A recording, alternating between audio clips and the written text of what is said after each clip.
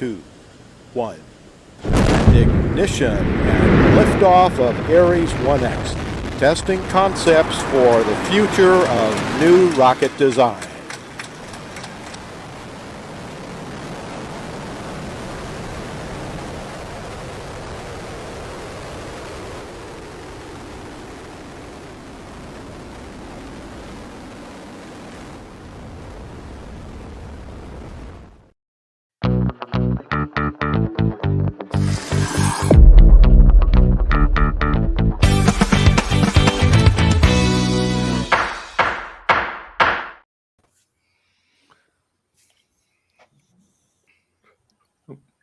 I'll just start talking. Yes, because why not? So welcome to this. It's our reality TV edition. This is the ultimate pulp culture challenge. I am your host, Jaemeel Robinson, and we have some awesome new debates this month. So, as you know with the concept, each episode, our panelists will be judged and scored on their arguments for facts, passion, and creativity. Our panelists are Dave Mater.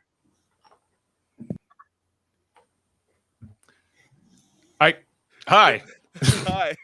I came here to You play. can hear me? Yeah, I hear you. Okay. Jeff Mater as contestant number 2. I hear you too, Jaemeel, loud and clear. T minus. Everyone's going to get beat. Yes. And last but certainly not least, Jeff Foster. Woo! It's John. That's okay, Jaemeel. Woo! Okay, so how the show works, you might be asking. There are 6 rounds plus a speed round by our 2 top panelists. Now, we'll be talking about movies, television, music, sports, history, and the wild card question. Now, we want people to be passionate and not personally be mean to one another or as much as they possibly can. I Now- only can do it so much. I can only possibly do it so much. You could only well, it might get a little dicey here. Now, you can keep in mind you can also skip to a new debate by looking at the time indexes in the description and going to the battles that you are interested the most. So, one extra piece of information for this game, especially with the wild card question. All of the contestants have been notified that if the answers provided and the debates provided are not acceptable, no one will be getting any points for the wildcard round. So I expect a top tier debate, right? I wanted people to keep it clean, but I also want people to be passionate. All right. So let's get ready to rumble. Let's get ready to rumble! Okay. So we're starting off with movies with our first question. What is the best movie that uses reality TV in its storytelling? Now, before we start, people are going to ask this question. What do you mean by best, Jaemeel? Right? Yes. Right? It is exactly how the question is written. What is the best movie that uses reality TV in its storytelling? Okay? So, it is the combination of what is the best plus who does it the best. Now, Jaemeel, just before we jump in, Yes. I just, there might be somebody in the chat waiting for something. What could it You be? are correct. But who could that be? Let's Could- look over to the chat. I usually am running the chat, so But I I- apologize to all of our chat watchers, right? I apologize because often I'm always there typing away, responding to people in the chat. So, for those who are listening to the audio only version or listening to on YouTube afterwards, please keep in mind when we are live so you can interact and join with us during the proceedings. Looking over, I do see my man Sam has some messages, Yes. right? One of them is let's go. Now, what is he referring to in terms of us going? Right? Let's Hmm. go.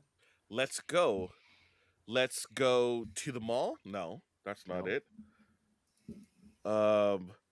Let's Go by Richie Valens? No. That's a good one. Any suggestions, panelists? It might be it might end with "and many more." And many more. Tacos and many more? Yeah, maybe it's Well, sign me tacos. up for tacos. Yes.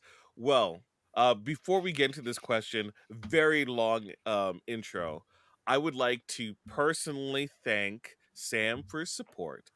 And I know this feeling is felt by most of the individuals from the United Federation of the podcast, with the exception of Jody. Jody has no love, for you, Sam. I'm sorry news to you. You'll have to take it up with him. Yeah. I've tried I tried talking to him about it. But regardless, Sam, have a merry, merry, merry Christmas, right? I hope you enjoy the holidays. Keep being you. Is that it? Yeah. Well, Oh, we can play. no. Sam, it's your birthday. Happy birthday, Sam. Happy birthday to you. Happy birthday to you. Happy birthday, dear Julian. Sam. Happy birthday to you. And many, many more. All right, Sam, my man, leader of the Ellie Corps, right? Yeah. The Ellie Corps. Have a special day. But Let's get back that to was movies. a celebration. These three gentlemen, only one of them will be celebrating and get the fruits of victory. True. So let's begin. Who's our first contestant? Let's go. Whoever you want. We'll do it in order of appearance. Dave, proceed. Okay. So the movie I'm going with today is a film known as The Hunger Games from 2012, featuring an actor you might know, an actress, Jennifer Lawrence, also known as J. Law, she's known as. Now, where she plays Katniss Everdeen, who is from District 12, who sacrifices herself to go into the Hunger Games, a reality TV show that the Capitol puts on to punish the districts in this futuristic dystopia where for a rebellion many years earlier, where two kids from each district have to go into like this free-for-all battle royale style fight. And all of the Capitol watches it, and it's put on spectacle, and they watch 11 kids die until one is crowned the champion. And the Hunger Games, I think, is it's in this dystopia, but it really has a lot of connections when you compare it to shows like Big Brother and other reality TV shows, where the audience can get attached to these players and will come to support them. You see in the Hunger Games that. Thank you very much, Dave, for your opening remarks. You're welcome. We're moving on to Mr. Foster. You have a minute. Please proceed with your debate. Oh, geez, a minute, eh? Okay, well, this is okay. Well, I'm going off the board here with this one. May not be obvious to a lot of people, but I'm going to go, first of all, with how reality TV is defined. And it's a TV program in which real people are continuously filmed for entertainment rather than informative. Now, my movie of choice is Saw 2, which is a kind of off-the-board choice. But instead of entertainment, it's more of a sadistic entertainment from the view of the antagonist or Jigsaw, if you will. And throughout the movie, the characters in the movie are stuck in a house, have to get out alive, and they are being viewed by the antagonist Jigsaw, as well as the cops who are trying to figure out where they are being hidden. Or captured, and trying to interrogate the villain throughout the movie while this is Thank going you on. very much, Foster. Everyone will get a chance to debate in the free-for-all, but this is just opening remarks. Last but not least, go ahead, Jeff. Okay, I picked The Truman Show. The reason why I picked The Truman Show, it's more sadistic than both Saw 2 and Hunger Games put together. It's a kid is born of an unwanted pregnancy, and some sicko named Christoph, played by Ed Harris, thinks it'd be a good idea to film this kid's entire life until he kind of maybe figures it out. But we're going to throw every roadblock in his way so he doesn't figure it out. And then we're going to convince him his dad died, and have him show up as a homeless guy and just totally screw with his head. It's really kind of sadistic throughout this whole show. And it's a great depiction of what reality TV kind of has become, because a lot of, especially kids, don't really have the choice of being televised to the whole world. Okay, you're conceding your last 20 seconds. We'll open it up to the main debate, right? Go ahead, fight. You have 4 minutes. Okay, I'll start. Hunger Games, barely a reality TV show, more of like an event. More like a sporting program, more like a Super Bowl, not really reality TV in my opinion. Saw 2, same thing. It's more of like a crime thing. It's not really a reality TV in my opinion. Whereas my show, The Truman Show, is definitely reality TV. So that's my. Well, I don't think it's any more reality TV than The Hunger Games. I think The Hunger Games is very much in that reality TV where the stakes are life and death. Yeah, it's sport. Well, you could argue the same thing for Saw 2, right? And I think also with it too is that it's forced. It's no one's willing to go. Yeah, like the Hunger Games, you could argue, yeah, they don't, and Truman Show, they're not like willingly going on these shows, but just like, Hunger Games, life and death, and they're put into situations that normal people wouldn't be put into. Fair enough, but Saw 2 is not a better movie than The Hunger Games or The Truman Show, I would say. It doesn't have as many big actors, I'll say that, but I think that the twists and turns definitely define it over the other two movies. It's got Donnie Wahlberg, Dave. How dare you? The Truman Show is a really well-written movie. It's got so many great metaphors to not only what the time period it was made in, but what would come. Like reality TV defines kind of our TV watching today. It's on every channel, and I think the Truman Show kind of was like a precursor to that in a lot of ways.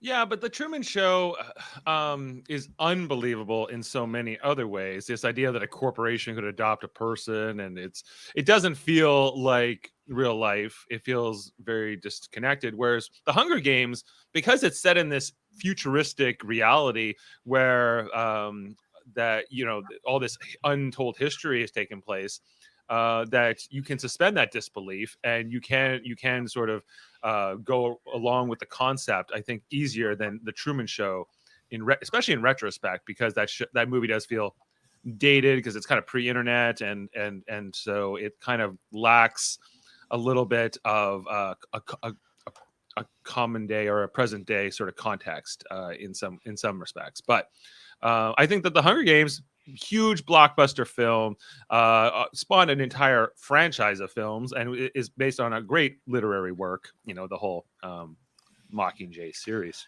The Hunger Games, though, is not like an original idea. Like Jaemeel knows very well. There's a plethora of kill game type movies, and most of them are much better than the Hunger Games. Hunger Games is really, at the end of the day, at the crux of what it's about. It's about PETA and J-Law getting together.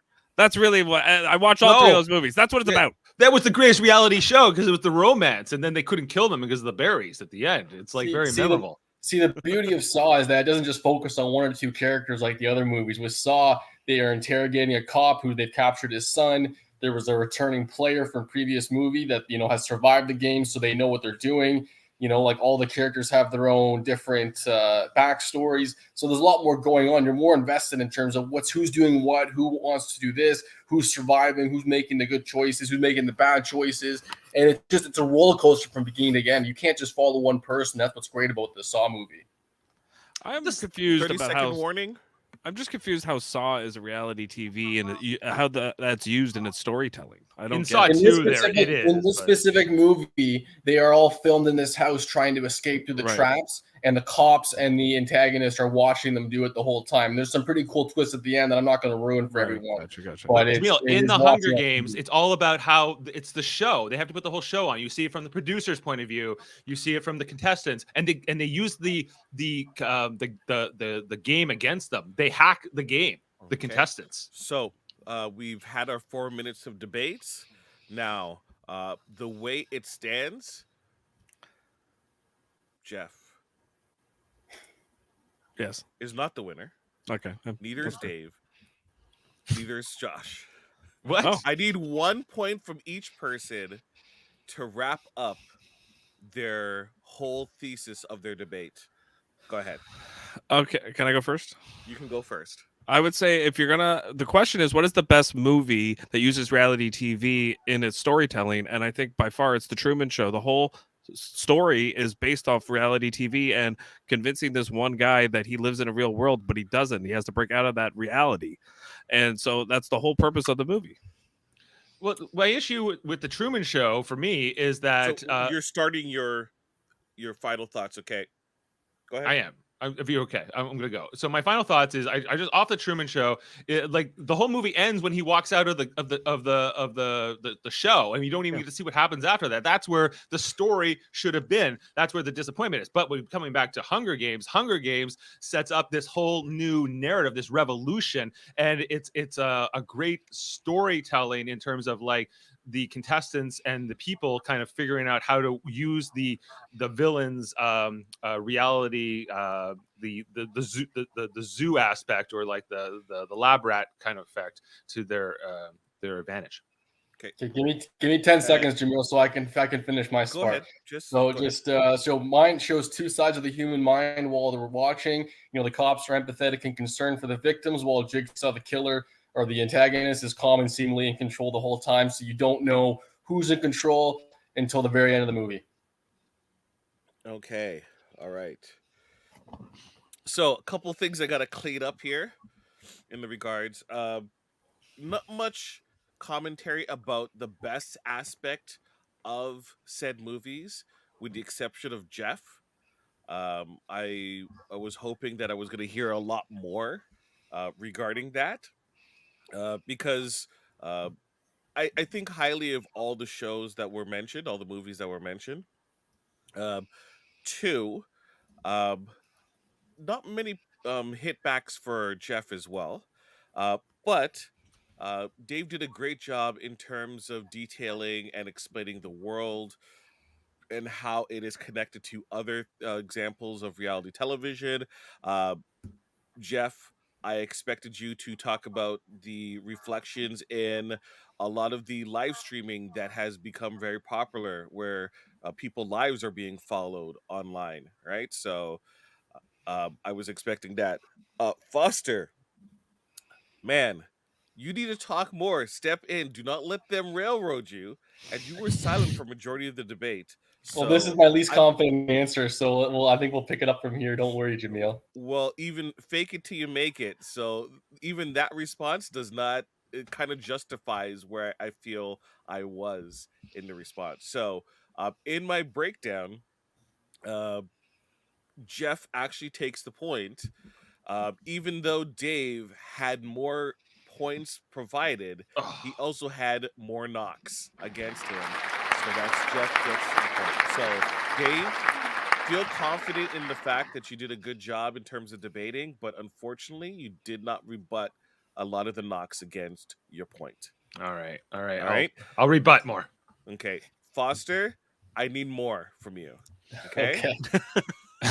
I'm Just plain and just simple. laying it out. Not enough. Not even close. It's okay. I'm Quite just- frankly, this is going to take some more here. Okay. I'm laying it out here, and I want to lay the groundwork of how this today is going to go, because I don't want people to complain afterwards about it wasn't fair, right? Okay, we're doing this. All right. Is Murph? Are you producing or is not? He's producing. All right, we're ready for the next round. Let's do Okay. TV.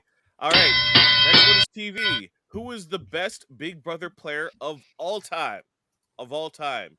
Foster, you were starting off first. Go ahead. I'm gonna go with a classic from the earlier seasons or middle seasons, if you will. Dan Giesling, you know, winner of Big Brother 10 with the 7-0 unanimous vote. Big Brother 14 runner-up, so pretty much, you know, right to the end for both seasons. There's a lot more detail I'm going to go into, obviously, with this one. Superb puppet master manipulating the votes the way he wanted, usually able to get others on his side regardless of his actions and evict others. And overall, just too likable of a player, too likable by contestants and too likable by the audience. Okay, you're conceding your time. So you have Dan Gleesling as your pick. We're moving on to the next contestant, which would be Jeff. Jeff, go ahead.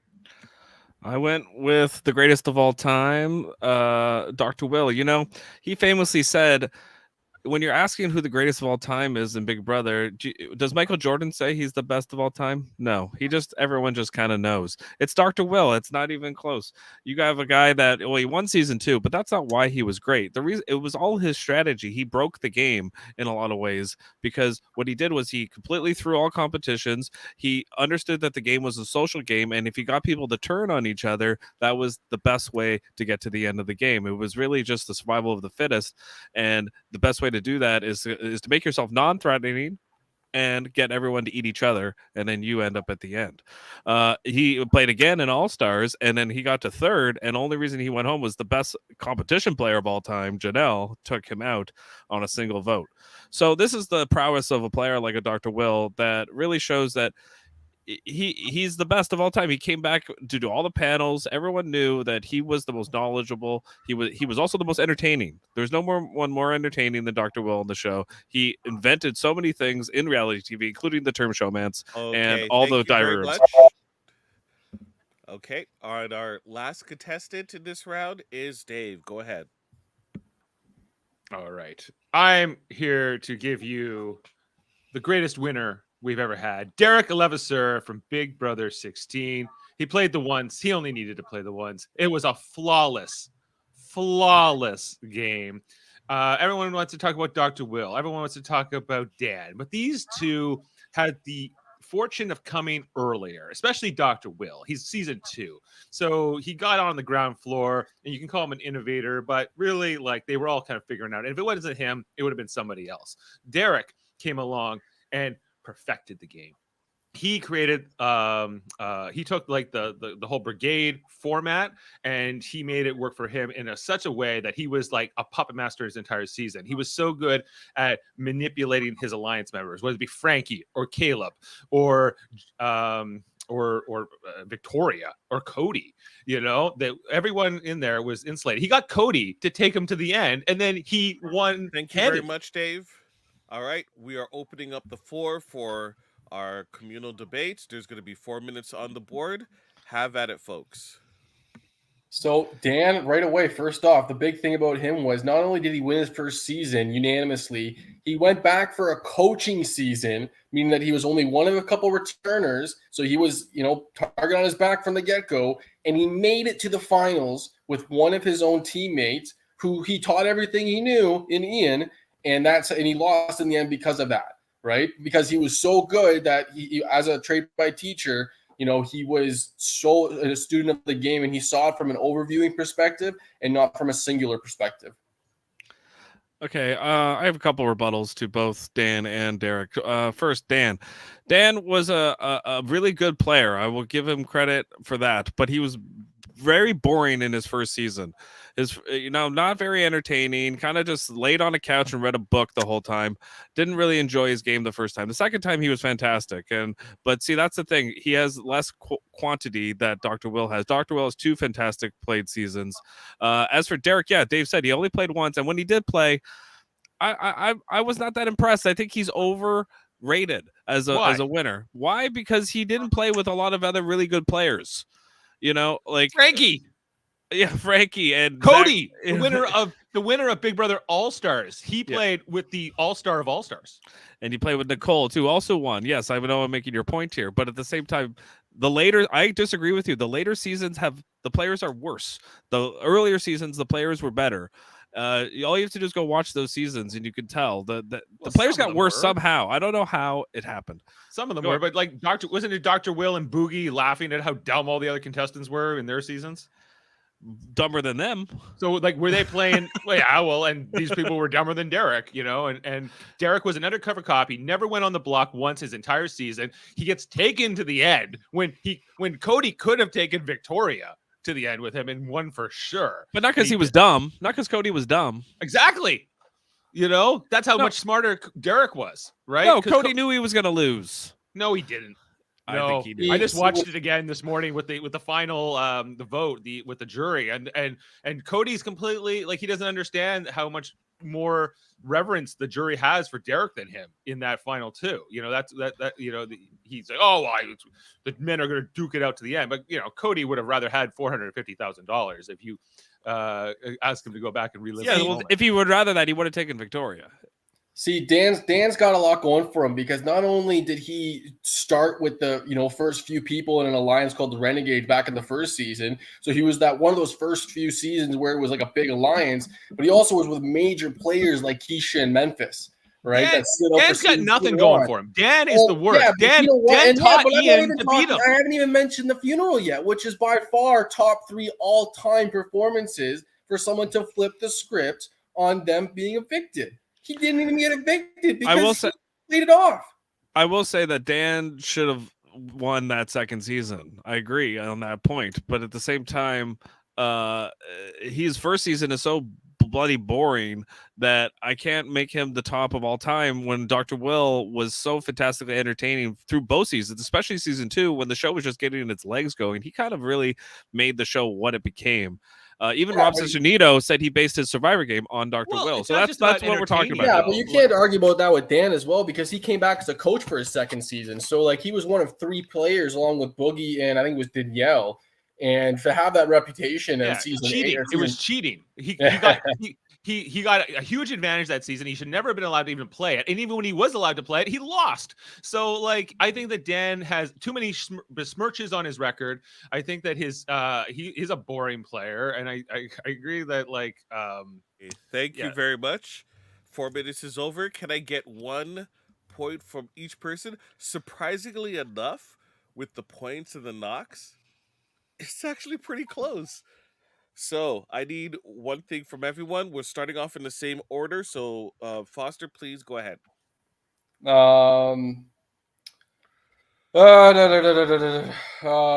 He's reared as one of the nicest winners, and as an actual leader and coach, it showed. He's one of the few that understood the game, not only from his point of view, but from an overlooking perspective of the game.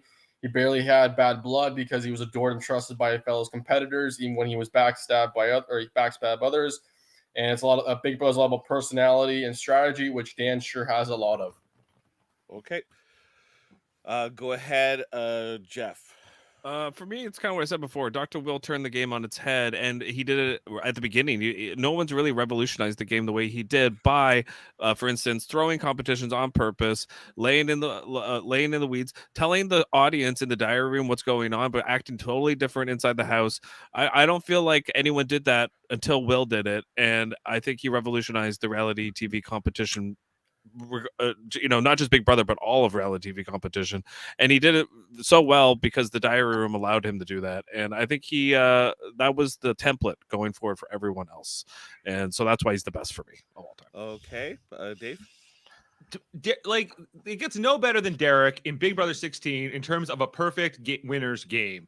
This guy ran the whole board. He was in control of every situation, never went on the block. I think that Dr. Will, somebody would have come along and do the same things he did if it wasn't him. I think he was just right time, right place. Derek was, he's more like, like an early player, like that's like, it's like comparing like Bobby Hull to Brett Hull, there's a whole different dynamic there. I think that with Dan, I think that this guy has got a bogus record. I think that he's poor. Coming back to Dr. Will, like, being entertaining does not make him better. Like in Big Brother 16, I think Zach Rance is the most entertaining contestant that season, but Derek is by far the best player, and this is what this is about. I think that who's fun to watch isn't always what makes the best gameplay either. I think that Derek a bit more methodical, a little bit more boring, but he was charismatic enough and was able to use his undercover police skills to run the whole house. God, the undercover police again, and his kid. Oh my God. Right. Okay. Team America. Team America. Okay. So for majority of this, everyone was tied with +2 in terms of uh, positives. Now, some people had less knocks against their competitor and more points, and some people had less knocks or more points and less knocks, vice versa. Whatever is supposed to be said. It was tied for a good portion of it, but I have to give it to Dave. Dave squeaked it out at the end. Oh. Um, this was going to be Jeff's again. Foster, much better, much better, much better. I did not automatically give you a knock for saying that Ian was Dan's teammate. He wasn't. He was Boogie's teammate. They were in the Quack Pack together, but they weren't necessarily teammates at the beginning. He wasn't his coach. So just want to put some facts in. Yeah, Slip through the Ian- cracks. Thank you. Slip through the Ian cracks. betrayed Boogie. That was a big part of that season. Yes. So I think everyone did a great job. I will argue I did not give Dave this point that being entertaining is important to being the best as well. I agree. I didn't give you Well, that Derek point. was not unentertaining. I just think that He was pretty. Yeah, say that was a knock on Derek. you saying that didn't help my argument. Okay. It didn't help or hurt it too much. All right. Now we're going into music. What is the best singing reality show? Very simple. Jeff, start us off. Okay, I went with Got Talent. I mean, so I guess that includes America's Got Talent, Britain's Got Talent, all of it. Okay, the reason why I picked this is because this is the only competition show that I feel isn't like this giant conglomerate of the music industry. It's the only one where you can see a 55-year-old Scottish woman get up there and sing Les Mis, and everyone's stunned. You can't do that on American Idol. You couldn't even do that on The Voice. But on Got Talent, it seems those people fall through the cracks, and then you get some fantastic, out of the box people. And I think we need more of that in singing competitions. I don't really just need to see the 20-year-old blonde girl that can sing. I get it. There's lots of those, but give me the people that, come out of nowhere. That's what I want. That's what Got Talent gives us. Okay, you're conceding your time. We're going to the top of the order. Dave, go ahead. I'm going with the great one, the original recipe, if you will, American Idol, the one that started it all, and I still think is the most classic. With the three judges, if you go back to like Paula Abdul and Randy and Simon Cowell, and how well and how successful and how massive that show was and is to this day, and how many imitators have come along since then, whether that be America's Got Talent, which is not strictly a singing show. It's got pets doing backflips or whatever the heck they do over there. Not to mention all the judges on that show are not even American, but that's beside the point. American Idol, it launched the careers of huge, massive stars. I think if you want to talk about like what is it to be a singer, you want to become famous and sell albums, and American Idol is the most direct correlation of that. If you go back to Kelly Clarkson, Clay Aiken, and some of these other huge winners that have come along from the American Idol alumni, it's by far the best singing show. That's it. Okay, Dave is over. Thank you with American Idol. And Foster, go ahead. So my choice is The Voice, and it's been around since 2011, 22 successful seasons. The big difference, or there's two big differences between this show and American Idol and Got Talent is, first of all, it's about the voice. The premise of the show is that you don't look at the person, you hear the voice, and then that's what intrigues you as the judges or the panelists. Now, the other really great aspect of it too is with the judges and panelists, yeah, they're big names like the other shows, but they actually put these contestants on their teams, once again, based on their voice, not by how they look, and they coach them throughout the season. And they also have an invested interest in it because they want their players to succeed. So there's a lot more competition, there's a lot more intensity, and there's a lot higher stakes for everyone, not just the contestants. And as well, too, you're going to get a good product because the people who are on The Voice have already been screened. They're already good contestants. It's about who the coaches are going to pick rather than are they actually good enough to sing. Okay, Foster's returning his remaining time. We're opening up for general debates.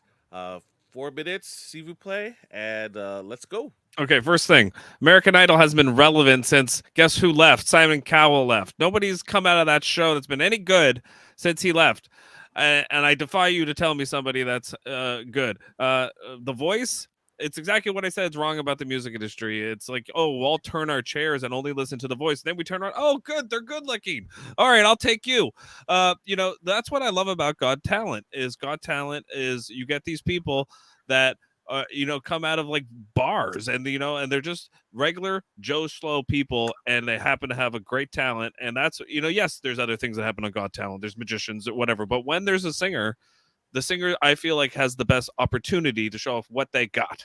I agree that American Idol has long outlived its like stay here, but like if you look at those early seasons, if you look at Kelly Clarkson and Carrie Underwood alone, two of the biggest pop stars of their eras, like how can you deny it? And The Voice, it's a false flag. It's a bad show because it tries to make it just about the voice and not about how they look. Not since the 70s has it not mattered how you look, because MTV came along. You have to sell the product. This is why Ruben Studdard, the winner of season 2 of Big Brother, arguably, I don't think did as well. I don't think he was as commercially viable, even though he won that competition that year. I think that Clay Aiken was probably the one that, ultimately would have been the more.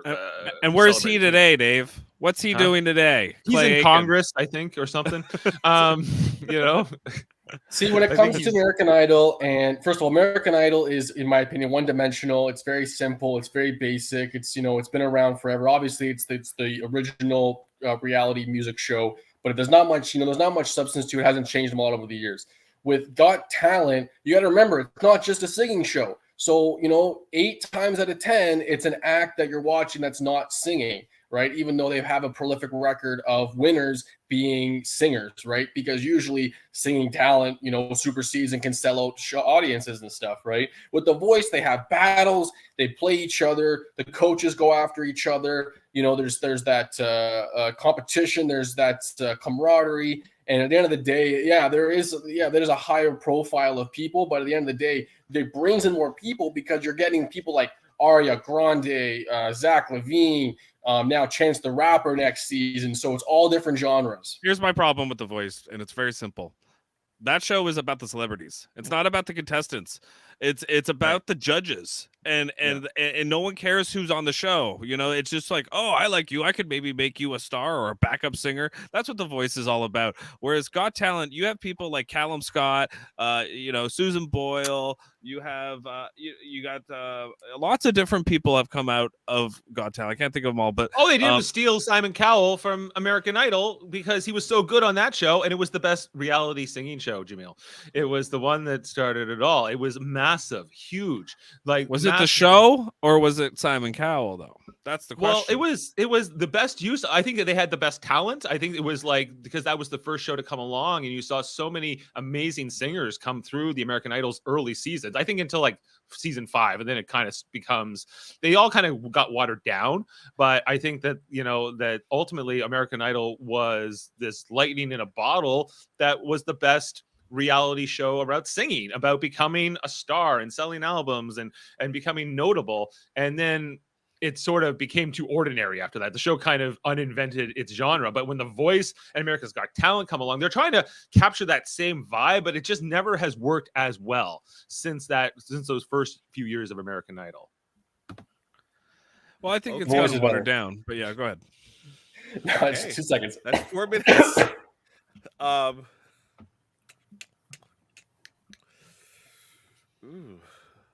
is a tough one, Jaemeel. Actually, I mean, we all have good choices. I'm not, just to be, polite here. I like all you guys. I think, this is a tough one because the reality singing shows are not all linear anymore. Everyone has its own taste and good and bad about it. Okay, I'm gonna be a little frank here, right?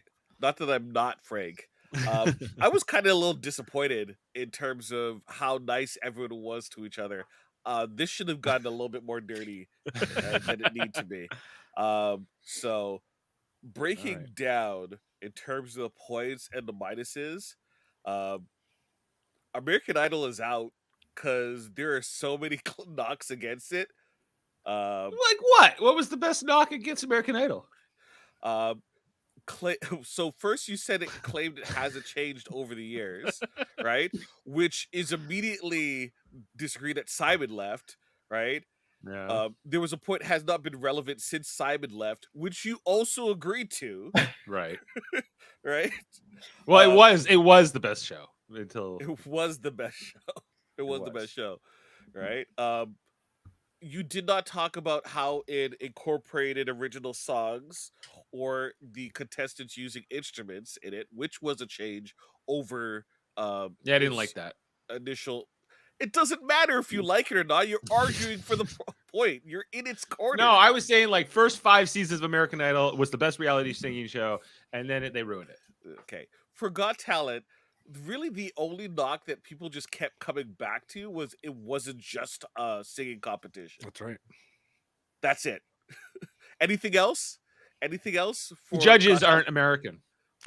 It doesn't matter. He didn't say America's Got Talent. Well, He once said again, Got the Talent. question is the best reality singing show, and Got Talent is not a reality singing show. It's a talent show. Yeah. Okay. Yeah. Is there singing in this show? Yeah, but it's not defined as a singing reality. I asked you a question. Yes, it is, there Jaemeel. Okay. Yes, is it a it reality is. show? It is a reality show, Foster.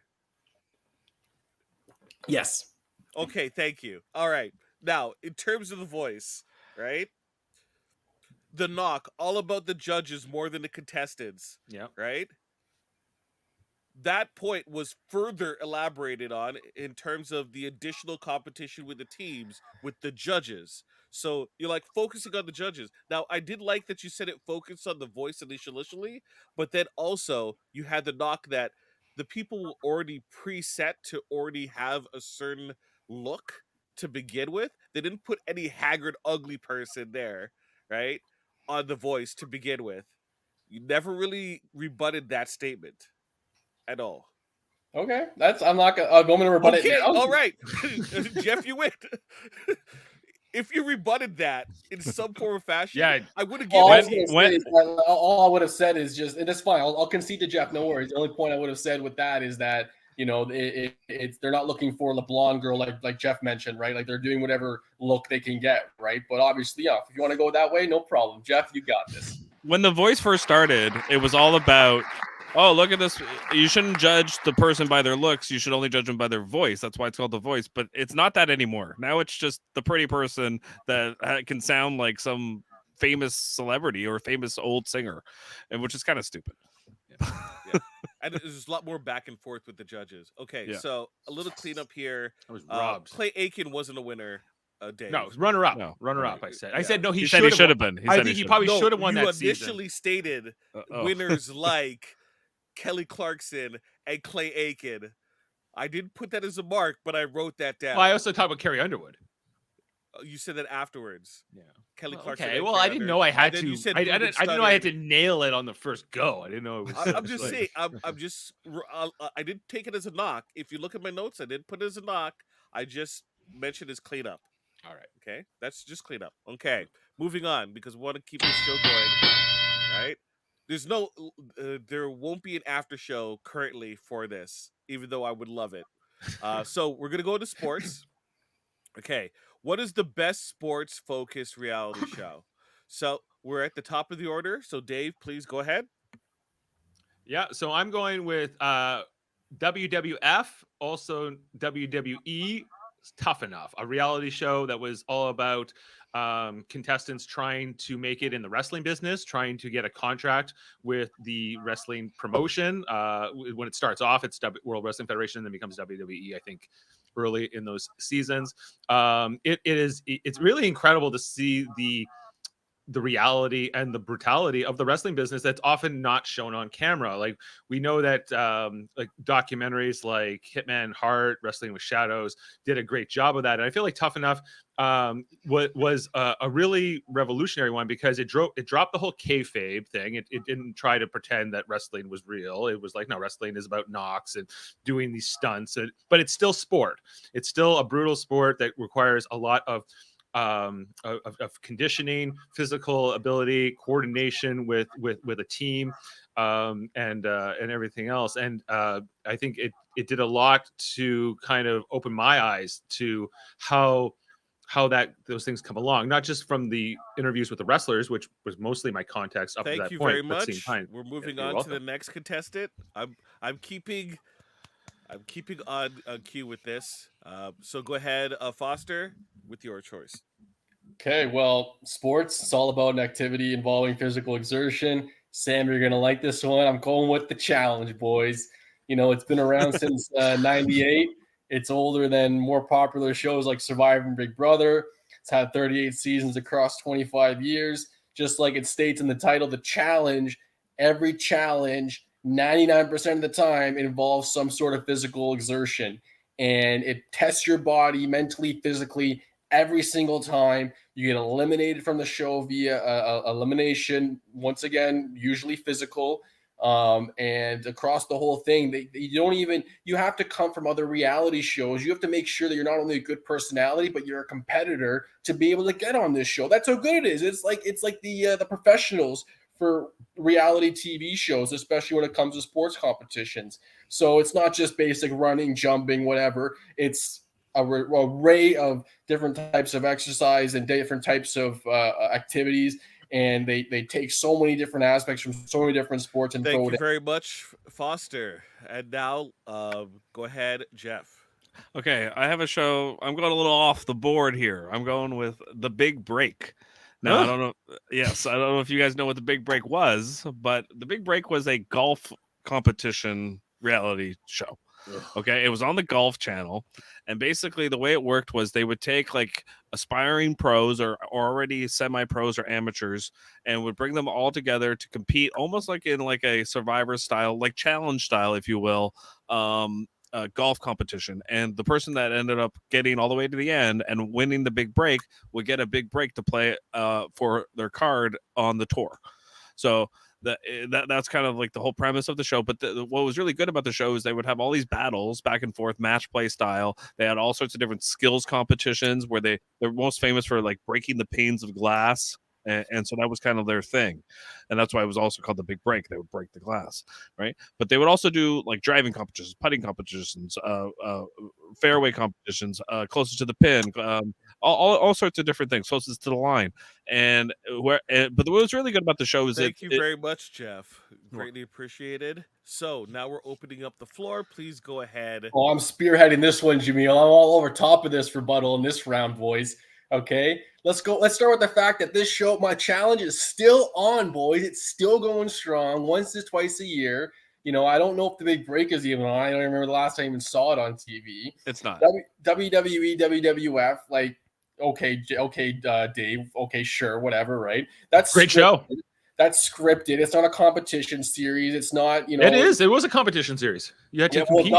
It's not around anymore, is it? Like they have like all 6 amazing seasons. all the other shows, but this show has revolutionized. It had its own pipeline. It had its own show called The Real World, specifically for filtering these players into this challenge series. And then when that stopped, they started using the Survivor, a Big Brother. This is like the upper echelon of. They take the worst people from Big Brother, Survivor, and The Amazing Race. They take like the biggest meatheads and bottle Barbies and put them into Under Armour gear and like I don't know. It's something weird going on with this show. Dave. Well, okay, Jay is not a musclehead. He's a great personality. He's a great rock climber. Okay, you look at Natalie as well. Natalie was in one of the seasons for a bit. She's a competitor beast. And that's just recently, right? But they were bad at their games. They were bad at Big Brother. They were bad at Survivor mostly. Like, and then they reward them by putting them into this challenge where it's all they think it like this is the problem with modern Big Brother is that they think everything's about the challenges and who is head of household and who has power, but it's not. As we talked about with the whole Dr. Will strategy. That's good because I'm talking about the challenge, Dave, not about Big Brother, because you have to be good enough to be on the challenge, not just for Big Brother. Here's the problem with Dave's show. There's a better show. It's called The Ultimate Fighter. It's all about the UFC, where it's not about wrestling. Wrestling died a long time ago, and when that show started, it was already long since dead. The Jaemeel was watching the Royal Rumble last night. It has not died. I know Dave Jaemeel won't agree with me, but as far as a reality TV show goes, I don't want to watch that. I don't. You care. remember Maven? No. But that's just me. That's just my personal opinion on wrestling. I don't watch the new stuff anymore. But I get there's fans for it. But I liked the kayfabe stuff. I liked when people thought it was real, and it made it more theatrical. I enjoyed the old stuff. Whereas the Ultimate Fighter to me is more what you kind of want to watch if you're going to watch like a wrestling type. Who doesn't want to see when a guy falls on his back taking a bump in front of Triple H and one of his nuts pops out of the shorts and then Triple H points it out and then the guy's standing next to those two women wrestlers there. They're like, oh, his nuts are popping out of his shorts. It was hilarious and it was an amazing reality show, vastly entertaining. Or when you see like Billy Gunn like lose it on like some of the contestants, it was as good as anything you'd ever see in like American Idol or any other great reality show.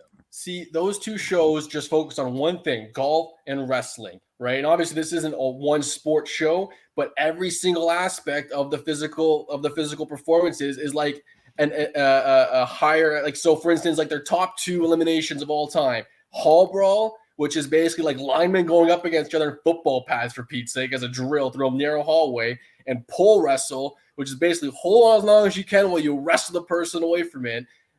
Physical exertion beyond belief. They are gassed by the time these competitions are over.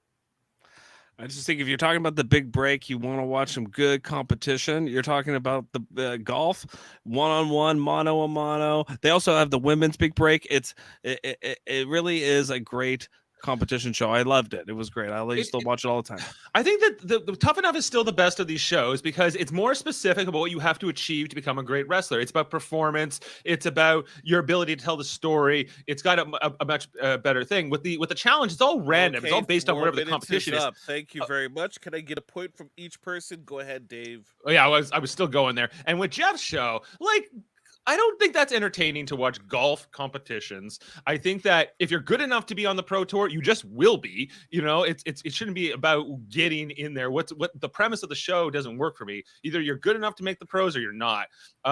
It's all based on your golf score, I'm pretty sure. And so that's a pretty solid metric. Not who's the best at skills competitions or anything like that. And Tough Enough. Okay, I'm sorry. Go ahead, Jeff. The big break. Okay, I don't think people really realize how many good golfers there are in the world that never get their shot, and that was the whole purpose of the big break, was to give these really good competitors that tried to get their card over and over and just fell short by a few strokes the chance to actually do it or actually get it. Okay, maybe I just want to make sure, because your show is the one I have the least experience with. Mm-hmm. What is the barrier preventing golfers from getting their card? Well, basically, you have to go through all these play downs, and then but if you don't make it through those play downs, and then you have to play for your card, and you have to shoot a certain score. But most people don't even get the chance to go play for their card, whereas the big break gives you that automatic entryway into playing for your card. That's basically what they would have made it in the first place. Okay. I've got one strong point. Can I sorry, just a second. Yep. Jeff, mm-hmm. I did not. I'm not listening to Dave's last point towards you. He had his last chance to talk. Okay? I just want to let you know. All right, stricken from the record. Yeah, Foster, go ahead. Okay, my last point is the series finale or season finale is always a 1 to 2 day competition that could include traversing through a jungle, climbing a snowy mountain, or even running across a desert. Foster, let me. I don't want to be unfair to you. Okay, stop talking. You won this one. Stop. You won this one by far. Yeah. Oh gosh. Where to start?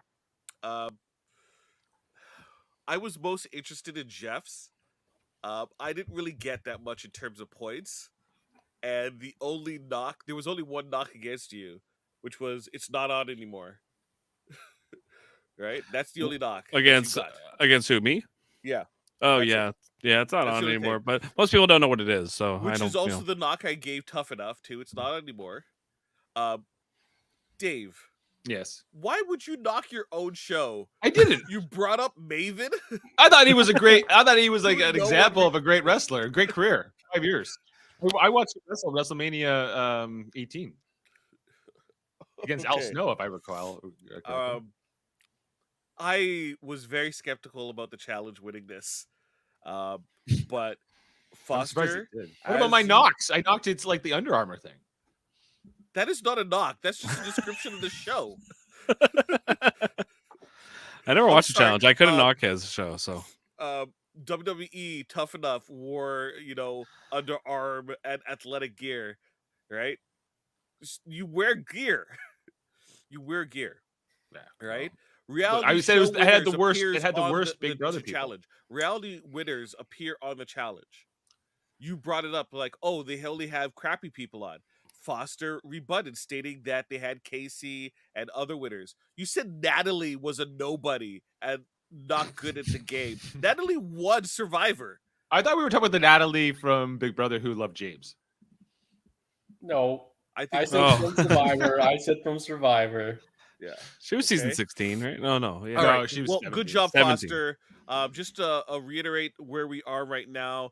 Jeff is leading with 2 points, Dave with 1, and then also Foster with 1. It's still anyone's game, but we're running out of laneway because we only have 2 more to go. 2 more to go. All right, here we go. All right.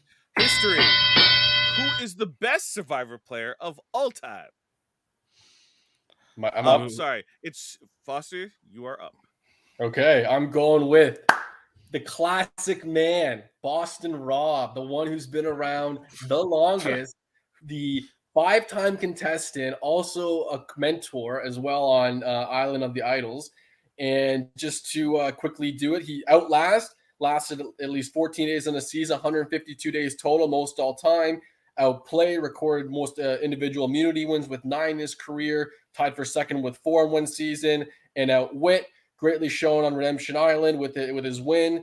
And after winning the season, Jeff Probst called it the most perfect game of Survivor ever. Okay. You're giving back your time. You had 30 more seconds. I'll go to Jeff. Go ahead. Listen, there's only one player that I can bring up when you talk about the greatest of all time, and it's Russell Hantz. Okay, I know the knock on him is going to be that he never won, but that shouldn't matter in my opinion because he should have won and played 2 seasons good enough to win. It was his inherent personality that brought him down, but that doesn't mean he wasn't a great player. He was a fantastic player. He was the most entertaining, back to the Dr. Will point, of anybody ever on Survivor. He revolutionized the game with the idols. Basically, they had to figure out ways to hide them better because he found them within seconds, within minutes of them hiding them. He had more hustle. He showed every contestant to come after him that you need to hustle to want to win the game. If you don't, then you shouldn't. He also did everything that he needed to do in season 19. He was down like 7-4 at the merge and came back and pagonged the 7 players that were against him. He completely bamboozled that tribe and Thank you, took it over. Jeff. Go ahead, Dave. Oh man, this is going to be a massacre.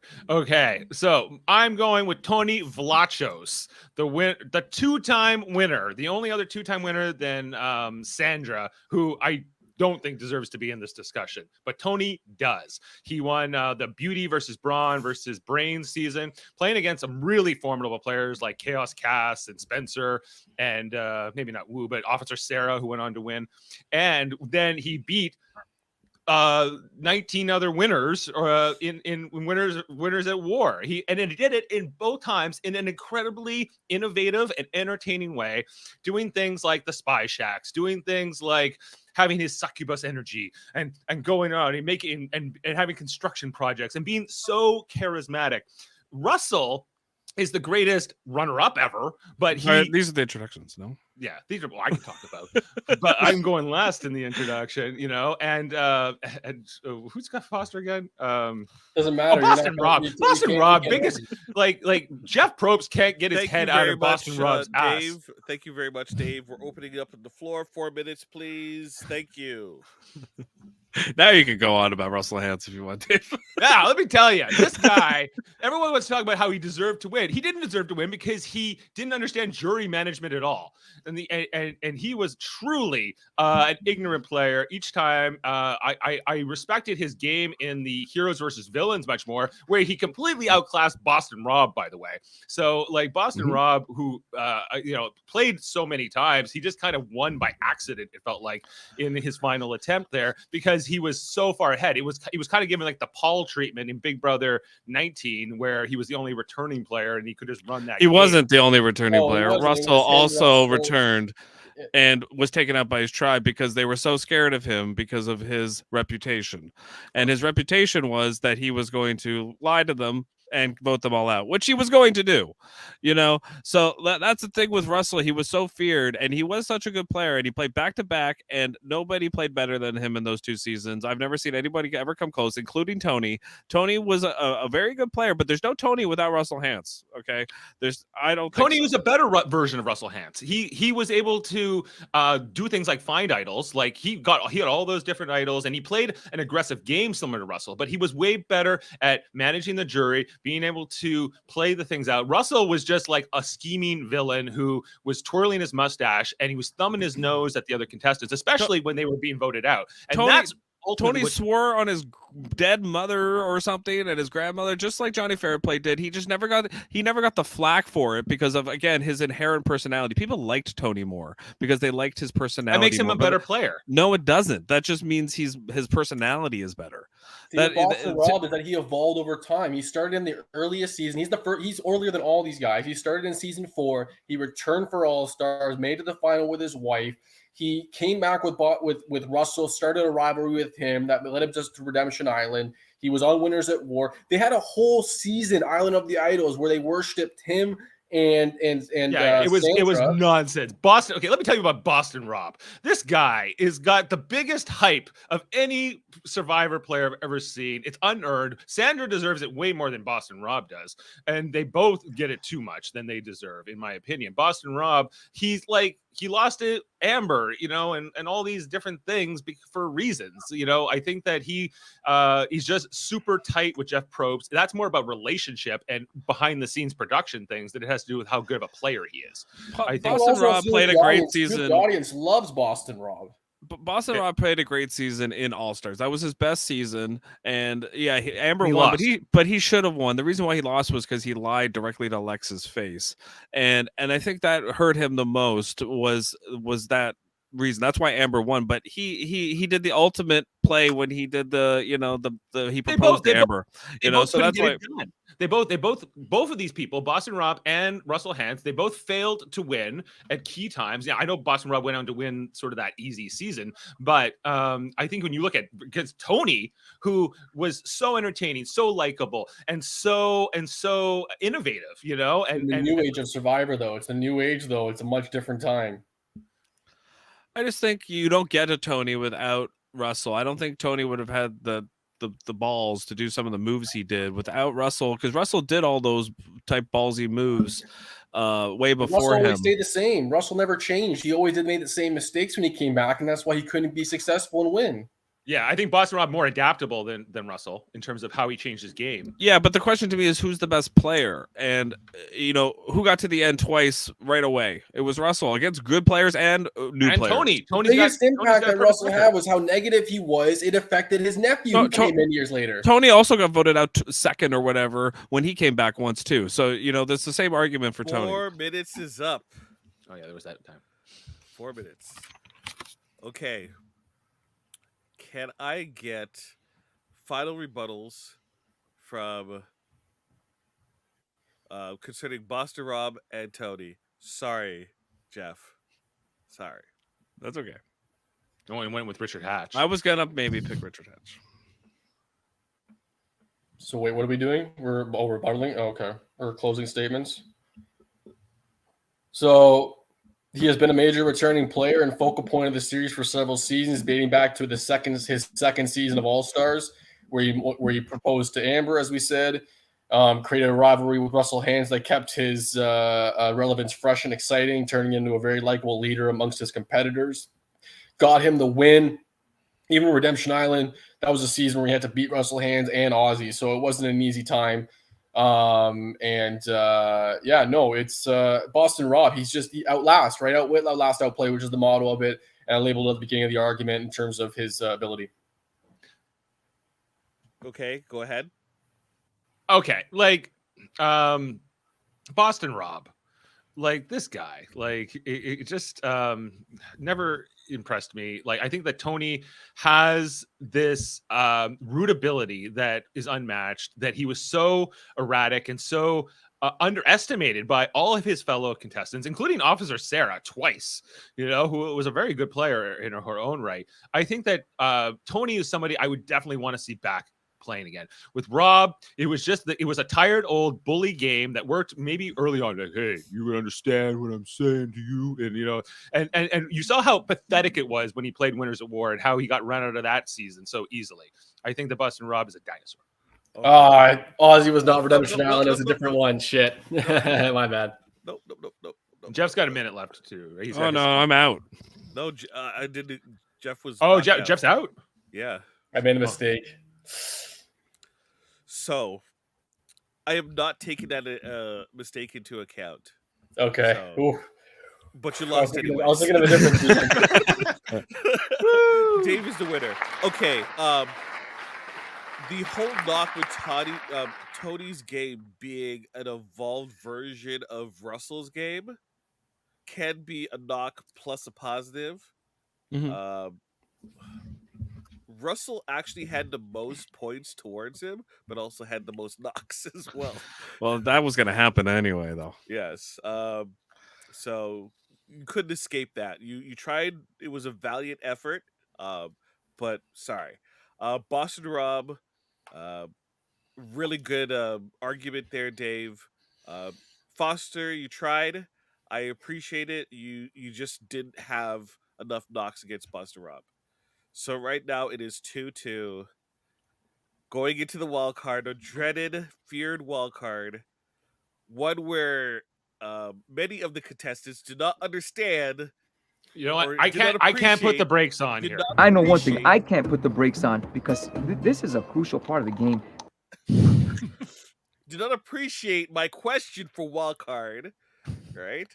So I'm gonna state the question. Wild card, which is create a new reality TV show that uses a current sitcom as the main focus of its concept. Now, before we start, right, there was a lot of back and forth with many of the contestants regarding the term current, right? Yeah. And did not feel that it was fair. Eventually, one individual did not use a current sitcom, right? Everyone agreed to it, so we go ahead. There, I believe it is Jeff who's starting off. Go ahead, Jeff, with yours. Okay, I have a great concept. Okay, so my concept is based off the TV show called Ghosts. It's a sitcom that stars Rose McIver and Utkarsh Ambudkar. And basically, the whole concept of the show is a young couple moves into this beautiful country house, and then they realize that it's both falling apart and needs lots of renovations. Okay, but it turns out that Rose McIver's character can talk to all the ghosts and all the deceased people that previously have lived there or have been around there. So going back centuries, she can talk to them, but her husband comes to realize that this is true. And so my concept for a new show is to do an HD TV Halloween concept show of fix up a bed and breakfast or a country house that is haunted. And so it's a Halloween special. And so basically the way it works is, each room has a different judge, and they have to dress up like a ghost, whatever it is, a Civil War general or a. Thank you very much, Jeff. Whatever it is. That is your opening. Go ahead, Dave. Okay. So, yes, I did need some time to wrap my head around the concept because it was all about taking the premise of a current day sitcom and how that's going to adapt into the TV show. And after I thought about it enough, and then thinking about all the great sitcoms I've watched in my life, and what's on now, which I'm less familiar with, I could come to the ultimate answer, which is Night Court, a show that was back in the 1980s, but has been revived once again with John Larroquette in both versions, which was all about like this judge, Harry T. Stone, who ran like this night court in New York City, where these kind of zany characters would come through, and John Larroquette was like the prosecutor, and then Marky Post was the like defender, and then there was like the bailiffs and everything else. So I want to do a show that's kind of like a Judge Judy type show, where we have all these, but with contestants who are the defenders, right? So we have a judge, and then we have these different clients will come through, and they'll be defended by the public defender team and the prosecutor team. And some of the contestants. Thank you very much, Dave. Go ahead, Foster. Okay, real simple. I'm going to keep it easy. My show I've chosen is a sitcom called The League. It's over, but it's on Disney Plus. You can watch it. It's phenomenal. It has great actors in it, from Nick Kroll to Jason Mantzoukas, which is he's a really big voice actor. Basically, the premise of the show is about guys in a fantasy football league.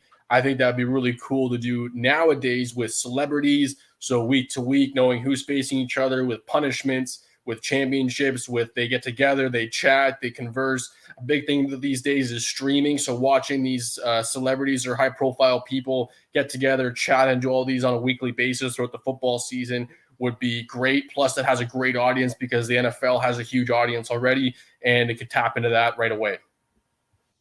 Okay, so this one's going to be a little bit different in terms of its open debate floor, right? I need the pitches were okay. You were kind of introducing the concepts, but I need a little bit more of what an episode will look like for each person. So I'm going to give you each a minute to describe the episode, right?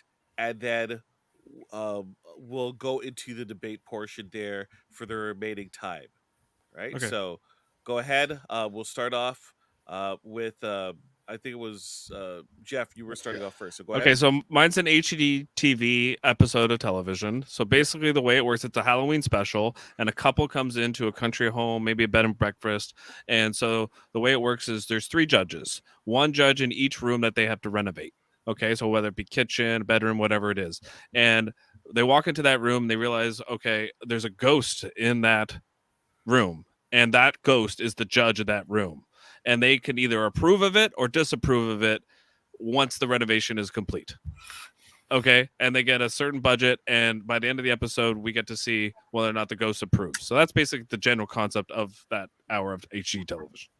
I think it lends to a lot of fun, where it could be a great Halloween special, and we would get a great different maybe celebrity guest judges that could dress up and wear whatever they want. Really, they could be for the Civil War, the 20s, the 40s, whatever. Doesn't matter. Just different time ago. And then that is the concept. Wherever the ghost is from, they have to impress the judge, so they have to go with that theme. Thank you very much.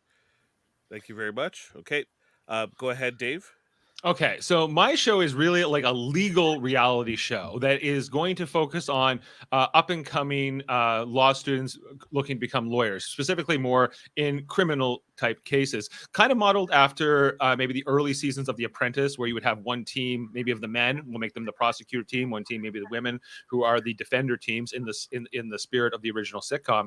This show will be called Night Court as well, and it's going to all be about how are you going to mount this legal defense. Obviously, winning those legal defenses are going to be how you determine who win the different challenges or the different rounds, and who you're going to ultimately eliminate each week from the competition, when you ultimately will get the best lawyer out of it, or a young lawyer, and then the entertainment value is going to ultimately come from who the clients are coming through. Some of which will be real, but some of which will be actors who, and we're going to test the contestants, who are again are legal students, lawyers, on how they're going to approach. Thank you very much, Dave.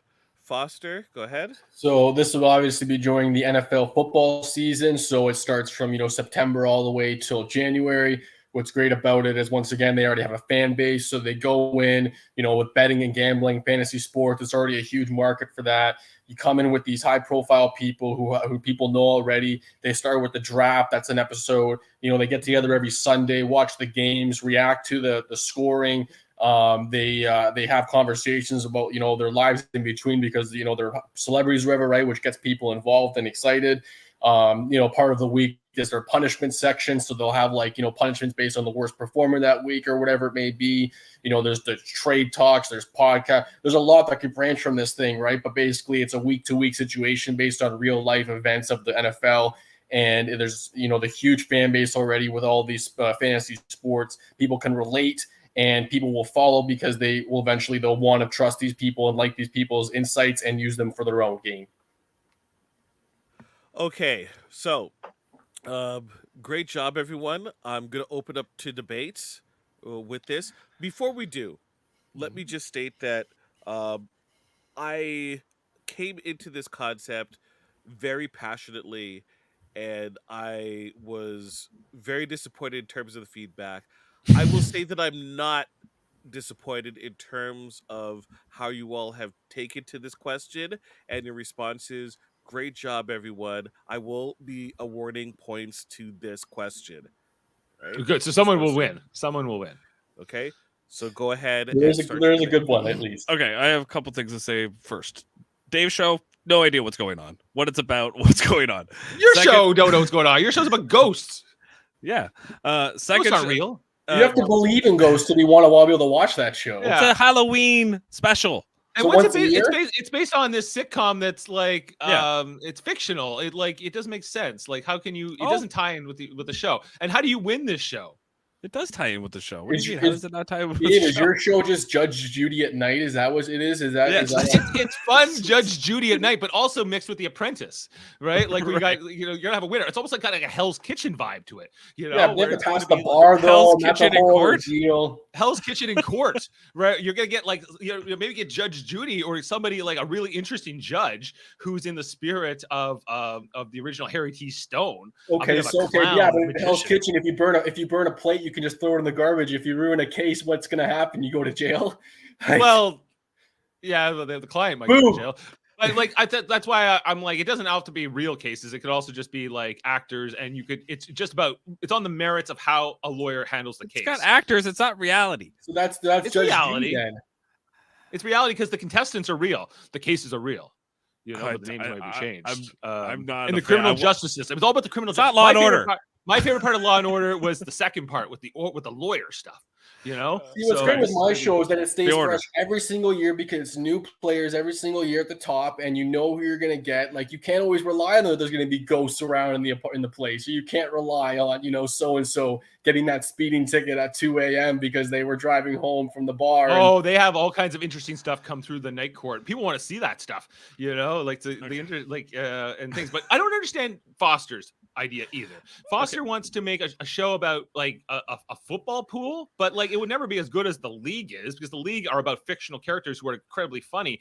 And like if I just watch like a bunch of random guys talk about or women or whatever about like their football pool, I don't think that you could make that compelling. Like it depends who they are. I actually think you can watch people comment on videos and comment on gameplay these days, and that's a really popular thing on YouTube. I think you can definitely put it towards football, especially when it's real life football too on NFL, right? It's not just about fantasy; it's about and you can relate because you also are on your own league.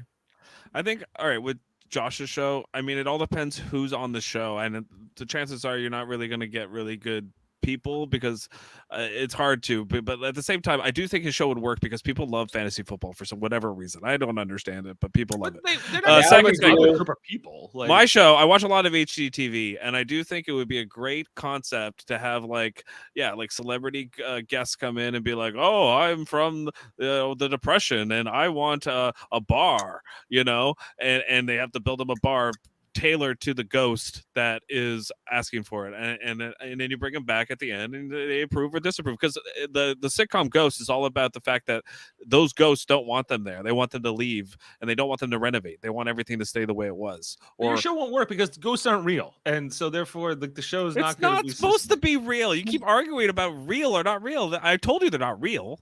It's not real ghosts. It's not reality. It's not reality. My show is pretty much already alive because there are professional football or baseball players that are in their own fantasy football leagues with other people. So you cross any sport, right? There's all these high profile people. They could easily get 12 celebrities, former athletes, spokesmen, You whatever. want like a celebrity version of a football pool on Well, it'd TV. have to be funny and intriguing, right? It'd be hard to just would. do randoms because you can't trust them, right? Like This is like when we watch the announcers on football, like bet on who's going to win the game, and like, does it really matter if Jimmy John gets it right or not? You know, like it's, I don't know. It's There's a lot of money I think it's- involved. Okay, 4 minutes is up. Oh my gosh. Wow. Wowie zowie. So a little cleanup.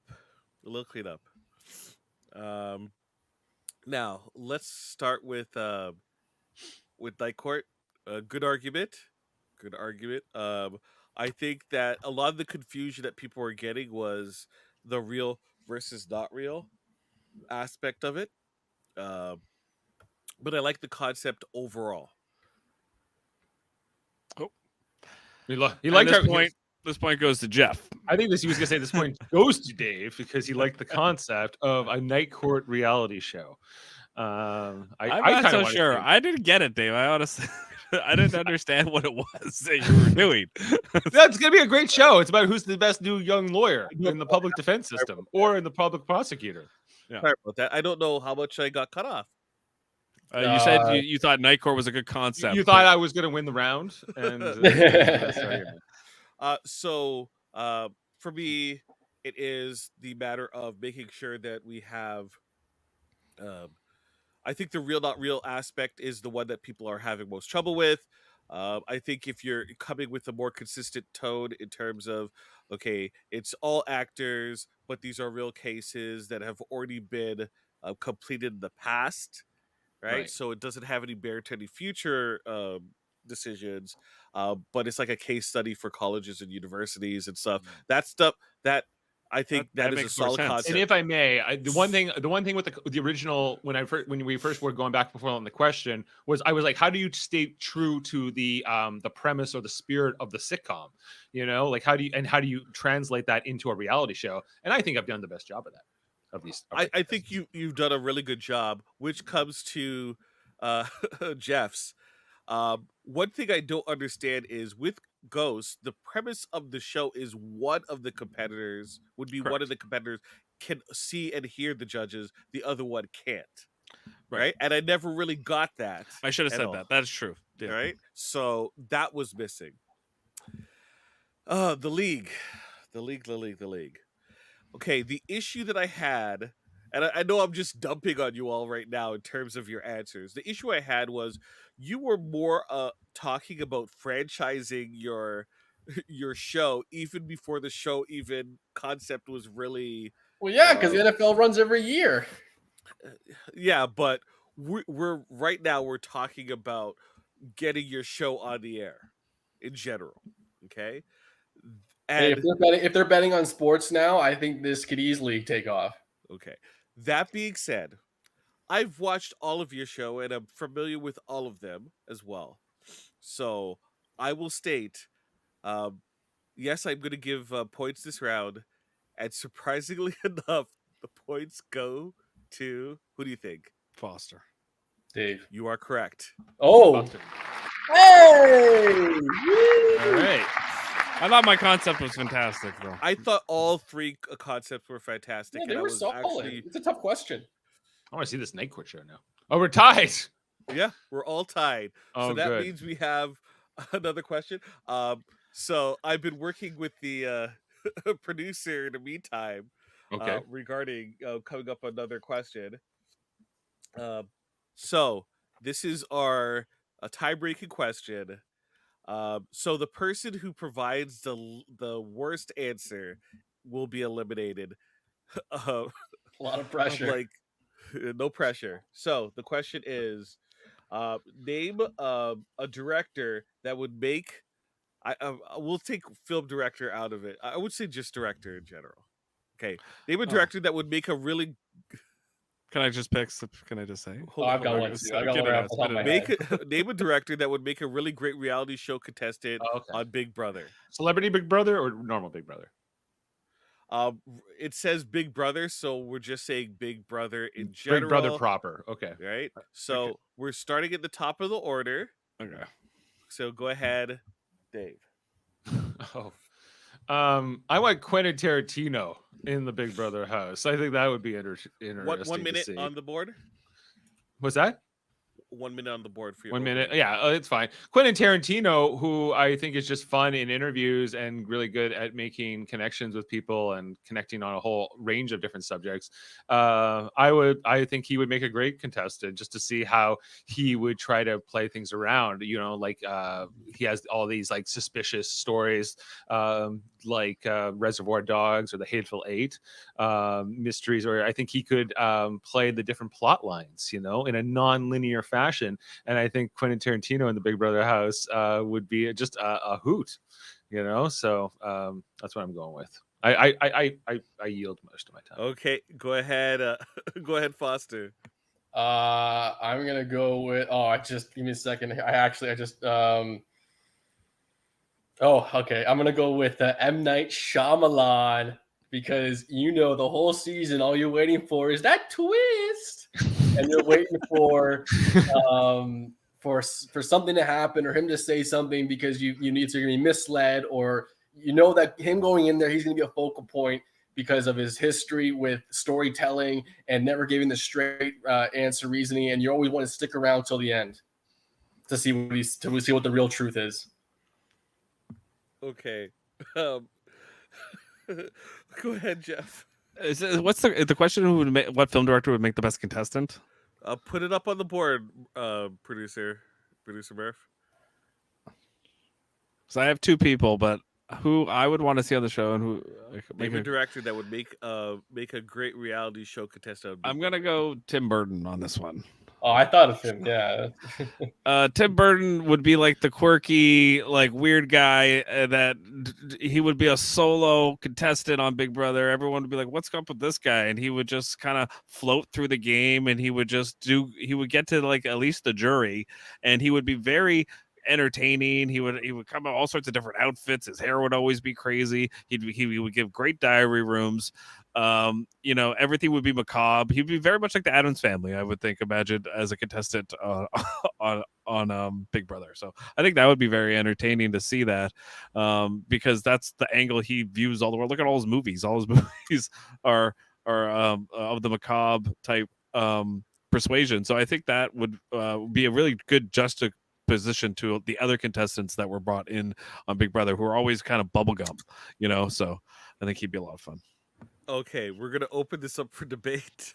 I'm gonna come right out of the guns a-blazing here. Okay, with Dave's, we'll start with Dave's. Tarantino, the problem with him is that you're already gonna know from the beginning of the season what's gonna happen, because he's gonna tell you, right? So that's already ruining it for you already. And then with Jeff's, you know, Tim Burton's great, but he doesn't have Johnny Depp there, right? So he's not gonna be full on, you know, the best he can be. Okay, with Tarantino, everyone's gonna be like, "Look, man," you know, and just after hearing that over for about 3 days, you're gonna lose your mind. Whereas at least Tim Burton, it's just kind of like, "Hey, what's going on?" You know, Tim Burton would be the most boring. I disagree with you so many times in your opening speech there. You're like, he'd be like fun and zany in the diary room. No, he wouldn't. Have you ever seen an interview with Tim Burton? He's always like, "Oh, I'm the blade," and then we, you know, did this thing. He gives terrible interviews, and he's so like depressing, and he wouldn't be fun socially, I think, at all. He's kind of a negative. I think Tarantino just gets along with people way better, and I think he'd be way more interesting to watch as a social player. Plus, I think his diary rooms would be entertaining as hell, and I think that he would have a different way of looking at the game than most. And I think the show is said to expect the unexpected, which is exactly what M. Night Shyamalan's movies are about. M. Night Shyamalan, you can't. Okay, what about his personality though, Josh? Makes M. Night Shyamalan good for the house? Because as far as I can tell, all you're saying is like his movies and his twists. I'm talking about his mind, his mental game. Because most of the Big Brother players out there that are winners and stuff, they need to have a very strong mental game. And he would have to have Bruce Willis in the house, and he would have to be like telling Bruce Willis how to play. Like, I don't think Jeff's got a point. If the house wasn't set in Philadelphia, he's lost. Yeah, he will know where to go. Like, you want to understand how it works. And to Dave's point about Tim Burton, yeah, I think that's what would make him a zany character. It's because everyone's like so bubblegum, and he'd be like, "These people, they don't even know what death is," and like, you know, I think I great. M. Night Shyamalan would be that silent assassin that you just don't know what he's thinking right until he gets to the diary room and he's just talking out his ass because, you know, he's just like, what about this idea? What about this idea? And then when in reality, it's not even the right idea because he's going to do something completely different at the end. Everything I've seen with M. Night Shyamalan in interviews also says to me he's not the same kind of boring as Tim Burton. Tim Burton's more like just weird and quirky. Like M. Night Shyamalan, I think as an interview, I think it's just kind of dull. And I think as a contestant, he would be the same thing. Even like how he writes a fiction is kind of beside the point. I think in terms of just personality, I think like Tarantino is way more suited for casting than either of these guys. Yeah, but all these guys are directors. They want to write their own story, right? So I think that however they're going to write their own story is how they're going to be portrayed in the show, right? And I think that that's based on, you know, how, you know, what their film history is about. And once again, expect the unexpected, expect twists and turns. And Shyamalan, it rings the bell. True. But they have to be effective in their ability to play the game, not just in their in terms of how they're going to. They could all three of them could come up with a way of, oh, this is how I'm going to play the game. This is my version of it. But I think in terms of who has the skill set in the toolbox to actually execute that, I think Tarantino is the only one. And he may be the most hardcore intellectual in terms of cutthroat, but at the end of the day, is that everyone's going to see him as a threat. He's not going to last very long. I think M. Night Shyamalan and as well as Tim Burton would last longer just because they're not as in your face or, you know, intense. Maybe. I think Tim Burton would also do very good at the competitions. You look at a lot of like the introspective type puzzle games. I think that's very much up Tim Burton's alley. I think he's a guy that looks out thinks outside the box. He doesn't make the conventional movie. He makes it the way he wants to make it, but he can see something out of nothing. And I think that's it. He's all about the monster, Tim Burton. Yeah, he's all about the monster. The personality is high. I think he would also be fine at conversations. He would, you know, I've seen him interviewed by Howard Stern. He you know, he's fine. He can talk. It says Tarantino would have himself eliminated or kill himself. Maybe. Yeah. Well, by Tim Burton. Okay. Yeah. Okay. Who do you want to see in Big Brother now of these three? me personally, it's not the matter of who I want to see. It's whoever. Who would be your choice, Jaemeel? Who would? Shyamalan. Shyamalan. Sam's down with the Tim Burton. Sam. So I think the misconception about this question was which personality, right? Not personality, but I should say which director would somehow direct themselves in this Big Brother, and that's not the case. We asked which director would be a really good Big Brother player, right? And ultimately, Tarantino is such a interesting personality that he would fit on the show. He would annoy people, but he would still fit on the show, right? Tim Burton also has a personality of sorts.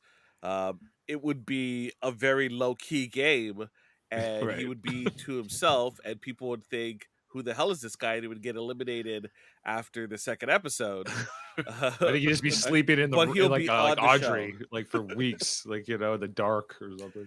M. Night Shyamalan, having seen his personality in interviews, would never get hired on Big Brother at all, right? Because he has no defining personality at all. I've never seen an interview by him, so it's all good. You'll be underwhelmed. You're gonna YouTube it afterwards, and you're gonna be like, "What?" All I thought was, "Ooh, what a twist!" What a twist. No, I like the mindset, but yeah, I'm like, oh. Yeah. So unfortunately, Josh, great attempt. You were almost there, but unfortunately, you did not get there, and you won't be joining us in the speed round. Right now, I guess what might be asked is who actually won this specific round, and I'm actually going to give it to Dave. Okay. Does he get a point for that? That's a very good question. In tiebreakers, normally we do give the speed round as a point. Yeah. But this isn't a speed round. You're also you sometimes we've given 2 points out to the two people moving on. It's up to you, Jaemeel. I'll give it to Dave and Jeff. Yeah, so that we're tied going into this, and so. But great job, Foster. Please play again. Maybe you might get a better host like Jody or Chris. Hey, I got 2. I'm happy with that. Yes, well deserved. Well deserved. Stay around, Foster, though, if you can. Yes. Yes. And okay, so we're going into the speed round. Let me bring up my speed round questions, or what I was calling it, the fast money round. Right? I had to do a little research on this part too because I want to make sure that if people got mad at my questions, that I had a response immediately. So, our first question is movie round. So whoever answers first will be able to debate their point first as well. Okay. So, who is the best actor to debut on a reality show? actor To debut.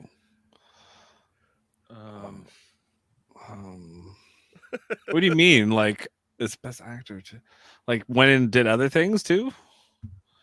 Person who first appeared on a reality show that eventually became an actor or actress. I can't think of any. I have a long list. There's a long list of these people. A long list. How about give us 2 options. We'll pick one. I'm confused about. How about this? I will name some of the shows that they appeared on. Okay. Help you out. Okay. Dancing with the Stars. All New Mickey Mouse Club. Star Search. Oh, okay. Justin Timberlake. I'll take Justin Timberlake. American Idol. In Search of the New Partridge Family. The Real World. Tough Enough. The Big Date. I Want to Work for Diddy. I want to work for Diddy. Okay, so go ahead, Jeff. You already picked person. Dave, you have a little while longer to be able to test out your decision. Okay. Go ahead. Sorry, who did Jeff pick again? Timberlake? Yeah, Justin Timberlake. Okay. Okay, Justin Timberlake. 30 seconds. Okay, for me, Justin Timberlake. I would not have thought he was a good actor, and then I started watching some of his movies, and I'm like, oh, okay, he impressed me. Like in The Social Network, where he plays like the Napster dude. He's been in a bunch of movies where I'm always impressed. I'm like, where is this coming from? Because I never thought of him as a great actor. But yes, he debuted, I believe, on Mickey Mouse Club, so that would be his debut. And then he went to NSYNC. But then I think he's a better actor than he is a singer. When you see him in a dramatic role. I think he brings a lot to the film a lot of the times. Okay, that's 30 seconds. We started a little bit late there in the countdown. Right.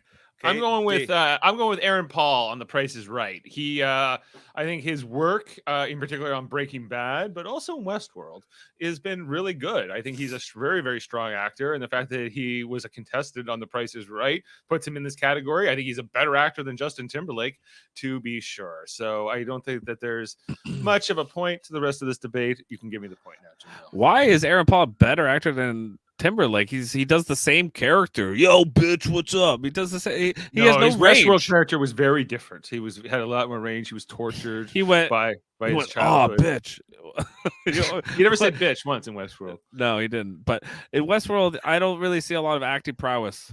Oh yeah, he was bringing it. It's not like Inside Llewyn Davis, where you get Justin Timberlake being able to use his music background. Justin Timberlake, he's okay. First of all, he didn't really start on a reality show. He started on the Mickey Mouse Club, which is not a reality show. It's a variety show. And so I think it's a different category. And I think that The Price is Right is a game show, but it's based in reality. It's not fiction. So I win. Like Aaron Paul's never done anything as good as Runner or In Time or Friends with Benefits, Dave. He's got a great. Okay, let's stop there. Let's stop there. So obviously Dave looked it up in the meantime, right? No, I just thought about it. I just remembered. You're pulling Aaron Paul off the top of your head. Well, Murphy put a ticker on the bottom, and I read it quick, and so I went with that. Okay. Dave gets his point. Jeff. Yes. Okay. Other people. Just to show that I did actually look this up. In Search of the New Partridge Family was the debut of Emma Stone. The Mickey Mouse Club was the training ground of Ryan Gosling. Oh, right. Yes. Gosling. Burlington's Own. You should have picked that. American Idol, you had Jennifer Hudson and also Catherine McPhee. Right? Jamie Chung was on The Real World. Laverne Cox, she was I Want to Work for Diddy. Carrie Russell was also on the new, Mickey Mouse Club as well. So I wasn't just going with the Justin Timberlake, Britney Spears people from Mickey Mouse Club. There was actually actors that came. It's from an it. interesting list for sure of different Yes. actors. Michael Bisping. Michael Bisping. No one say Colby Donaldson. What movie? Was No, he on you The Young just- and the Restless? You just or gotta something? go full tilt. All right. Yes. Next round. Yeah. Before Lucy Hale was also in American Juniors as well. Okay, that was a Here tough we go. one. Okay.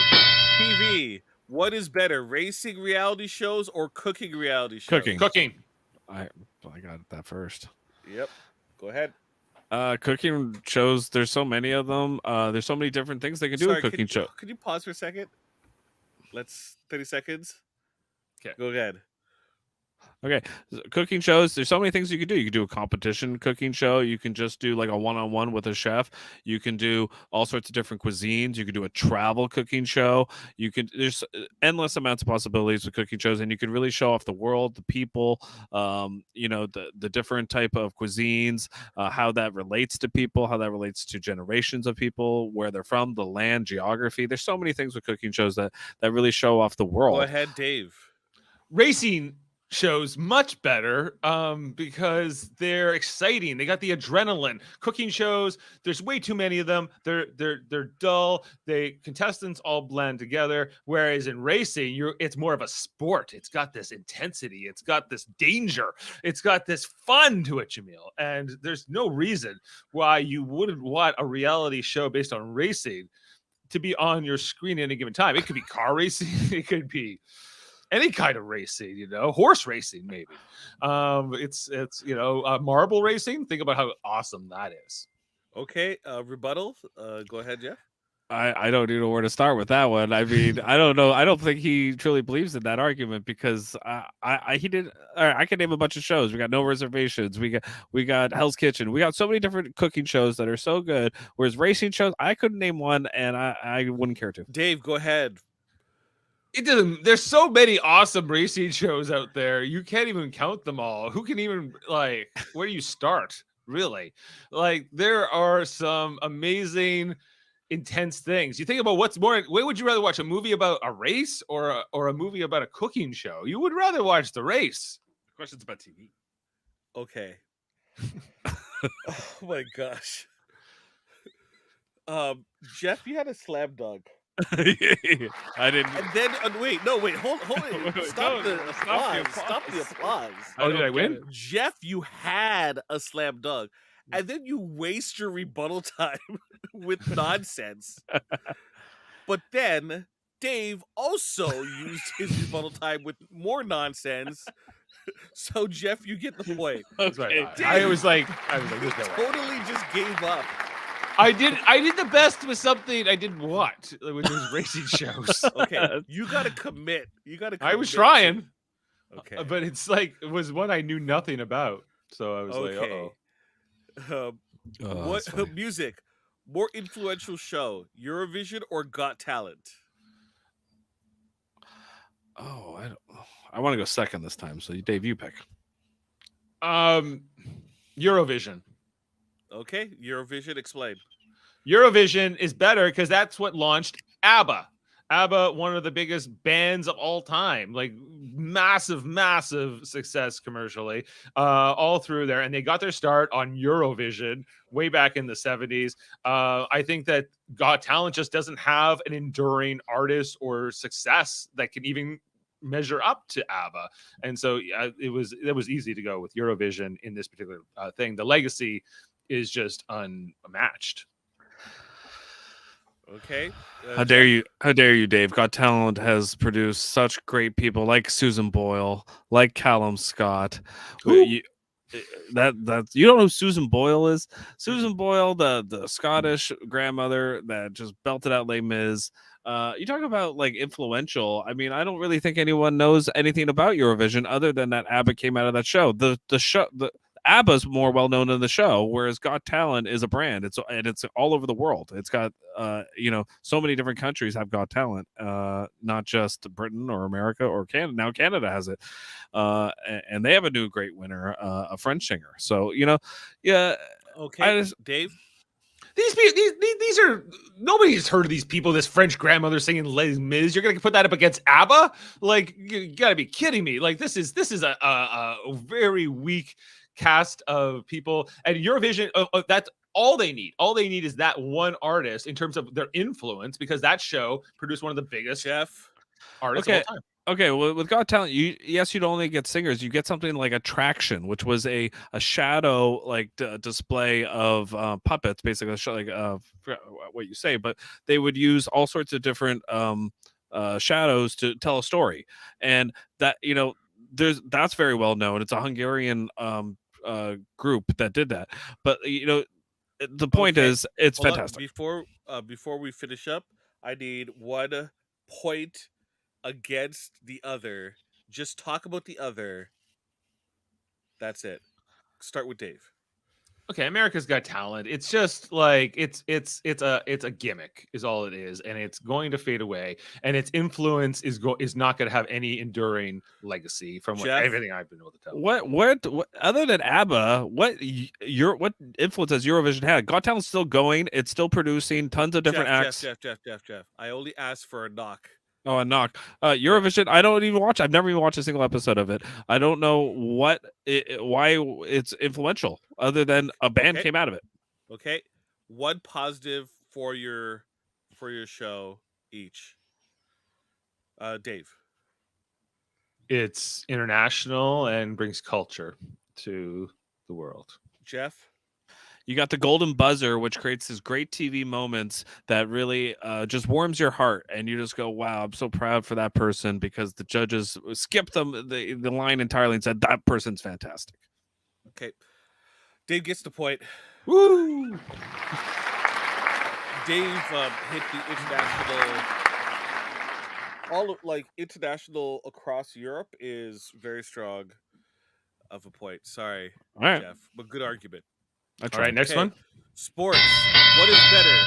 MXC versus American Ninja Warrior versus The Challenge. American Ninja Warrior. Okay, go ahead.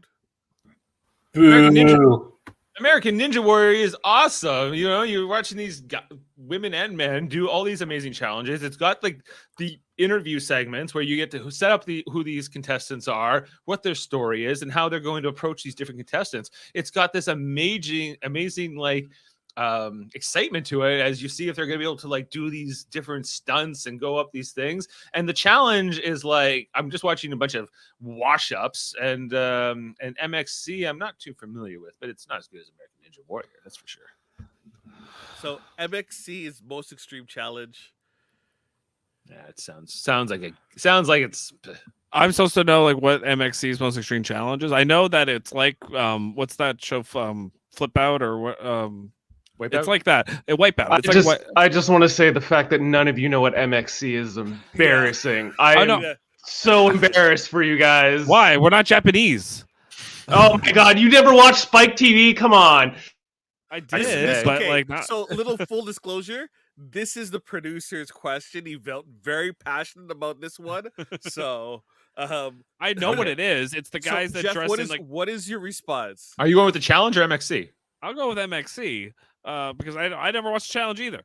But I know what MXC is. I never watched it like religiously. I don't know what the most extreme challenge is, but I know the concept of the show, which is that it's a Japanese extreme competition show where they do all sorts of like Wipeout, like all sorts of different things where they make them climb up the slippery stairs and all that kind of stuff. And it is extremely entertaining. And I'd much rather watch that than American Ninja Warrior. American Ninja Warrior is just look how athletic we are. We can jump. We're jumping from thing to thing or whatever. I don't care. Whereas MXC's at least got some entertainment value to me where it's just like so ridiculous. It's like the people will get injured. Okay, Dave. There's no way I would rather watch MXC than American Ninja Warrior or The Challenge. Like American Ninja Warrior is completely rewatchable. It's easy to understand.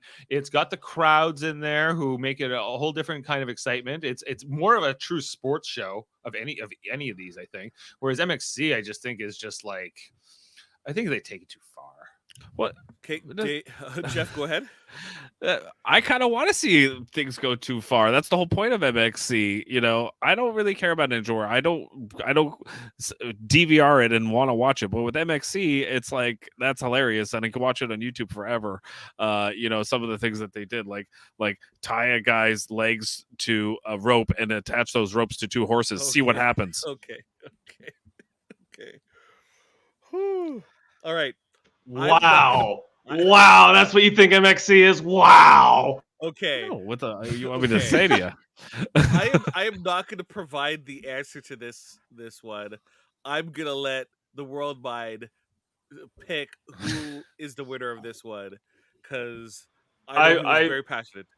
I've got to pick Dave because Jeff completely just ruined all of MXC with his descriptions. It's nothing of what he described it as. Oh. All right. So do I get it then? Why? He didn't even like argue well for his though. You know, like why does he win? Default. Foster, how did you feel? I know you're disappointed Very, no one picked. very disappointed the challenge wasn't selected, even though it won in the competition as the best sports show. I was surprised no one picked American Ninja Warrior during the battle of the original, but disappointed in you both. Come on, Jeff. You could have easily goofed off the challenge and beat Dave here. Kenny Blankenship and Vic Romano are rolling in their graves. Yeah. Well, I don't understand what my description was so wrong about MXC. Explain it to me. You said that they tie themselves to horses and are dragged around. No, I said that was one of the things they did. I think that's a lynching. And they did do that. No. Yes, they did. No. I can show it to you. You want me to show it to you? To slaves. I can show you exactly what I'm talking about. All right, but did I win this round, Jaemeel? We're moving on. Yes, Dave won this round. All right, just want to be clear on that. All right. Okay. Now, looking at our point score, right? Have I won already? No, you have not. We have two more. Jeff needs both. The two aren't going to be easy. So All right. please listen. So history. Right. What show had the biggest impact? Survivor or Big Brother? On history? Oh, on history? Survivor. Okay. Big Brother. 30 seconds? Big Brother. 30 seconds for Jeff. Okay, they both came out at the same time, but Survivor was way bigger show. Everyone was watching Survivor. Even my parents would never watch Big Brother. Survivor was a way bigger audience. Big Brother is more of a niche show. It's more of like for the younger generation. Usually people grow out of watching that show. Survivor, I still watch it. I still watch Big Brother too, but I'm a rare case. Whereas Survivor, I still think people stayed with it. Big Brother's commitment. You got to watch it like 3 times a week. It's not exactly the most influential in that way. I think that Big Brother has had way more impact. Get 30 seconds ready. Let our producer go ahead. All right.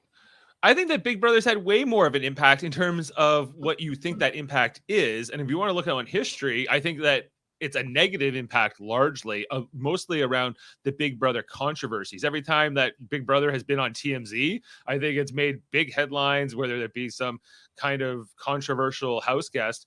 And I think that Survivor has largely faded away from people's memories. And I think it had its sort of day in terms of the pop culture back in like 22 years ago. Thank you very much.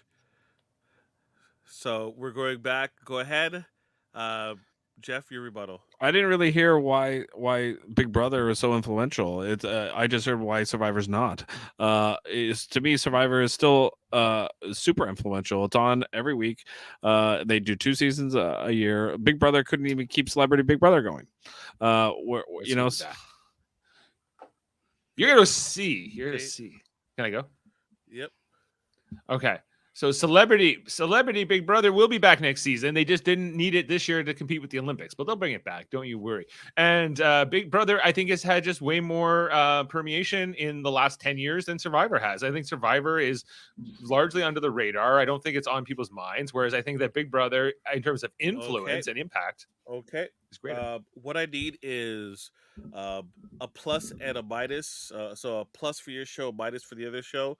Each person, just 1 point for each, for and against the other show.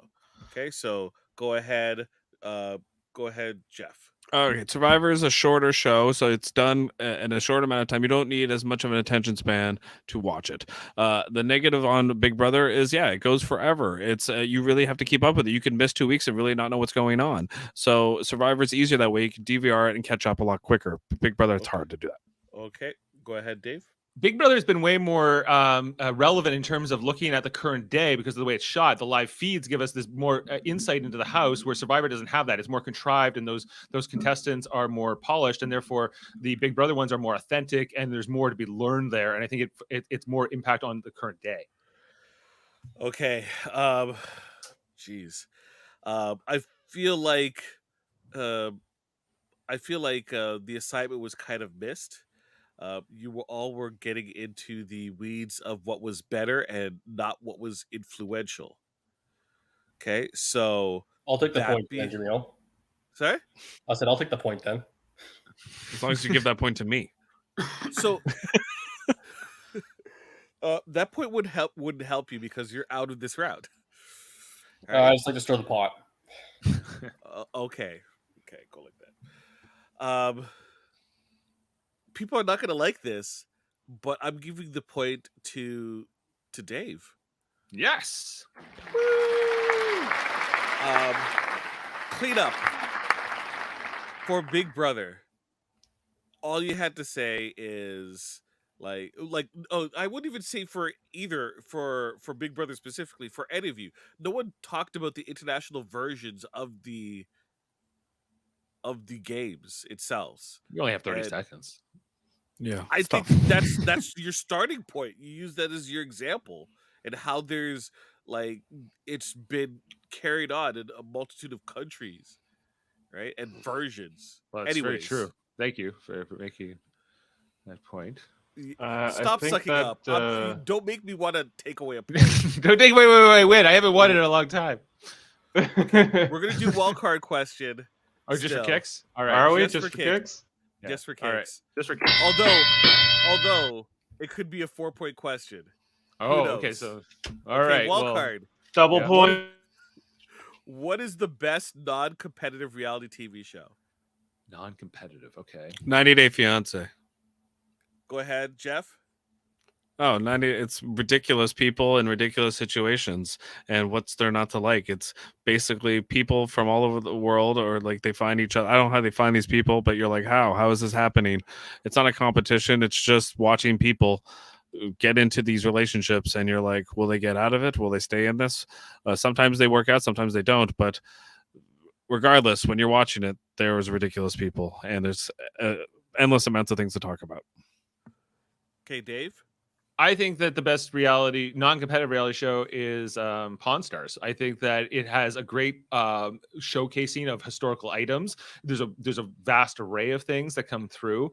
I think that it's harder to make reality shows that maybe are a little bit more male focused, and I think that Pawn Stars is a great example of that in the fact that it's more focused on things. I think 90 Day Fiance, in contrast, more maybe focused on relationships and people, which I think is just more done in the reality space, and I think is less unique and interesting.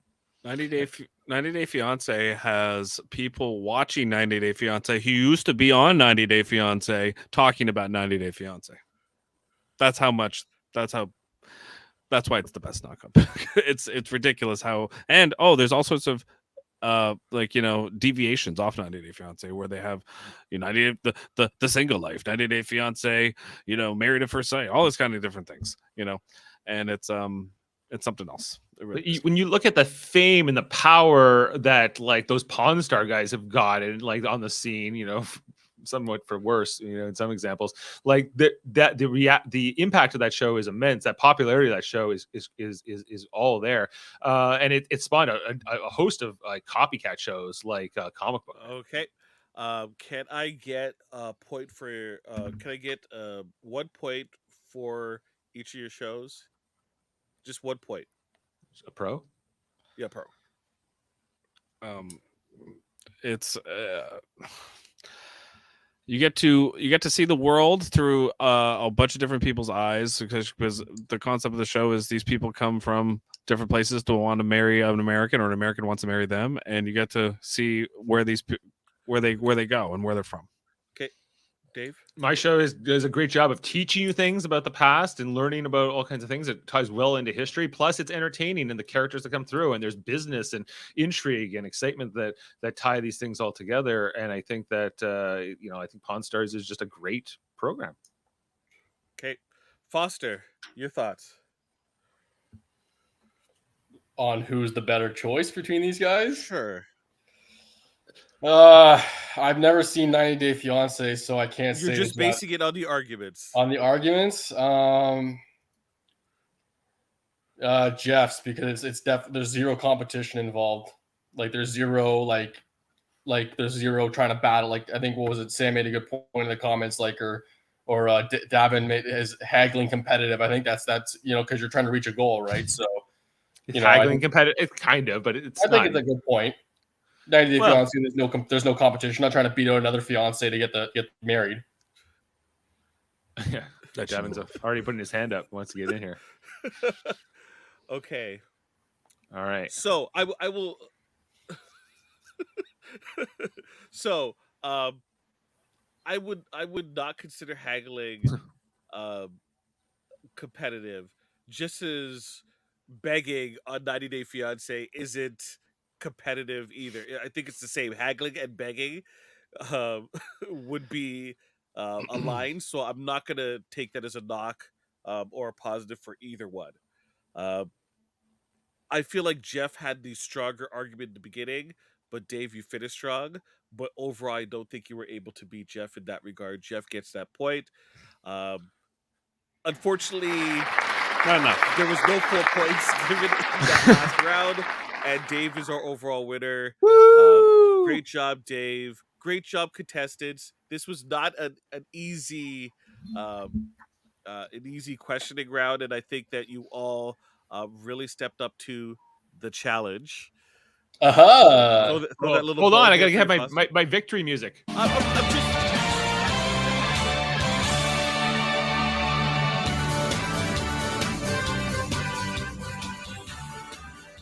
Actually, I was going to lead into your victory a little bit more and actually talk about how great of a job you did, but you're not going to get that speech, right? Good job, Jeff.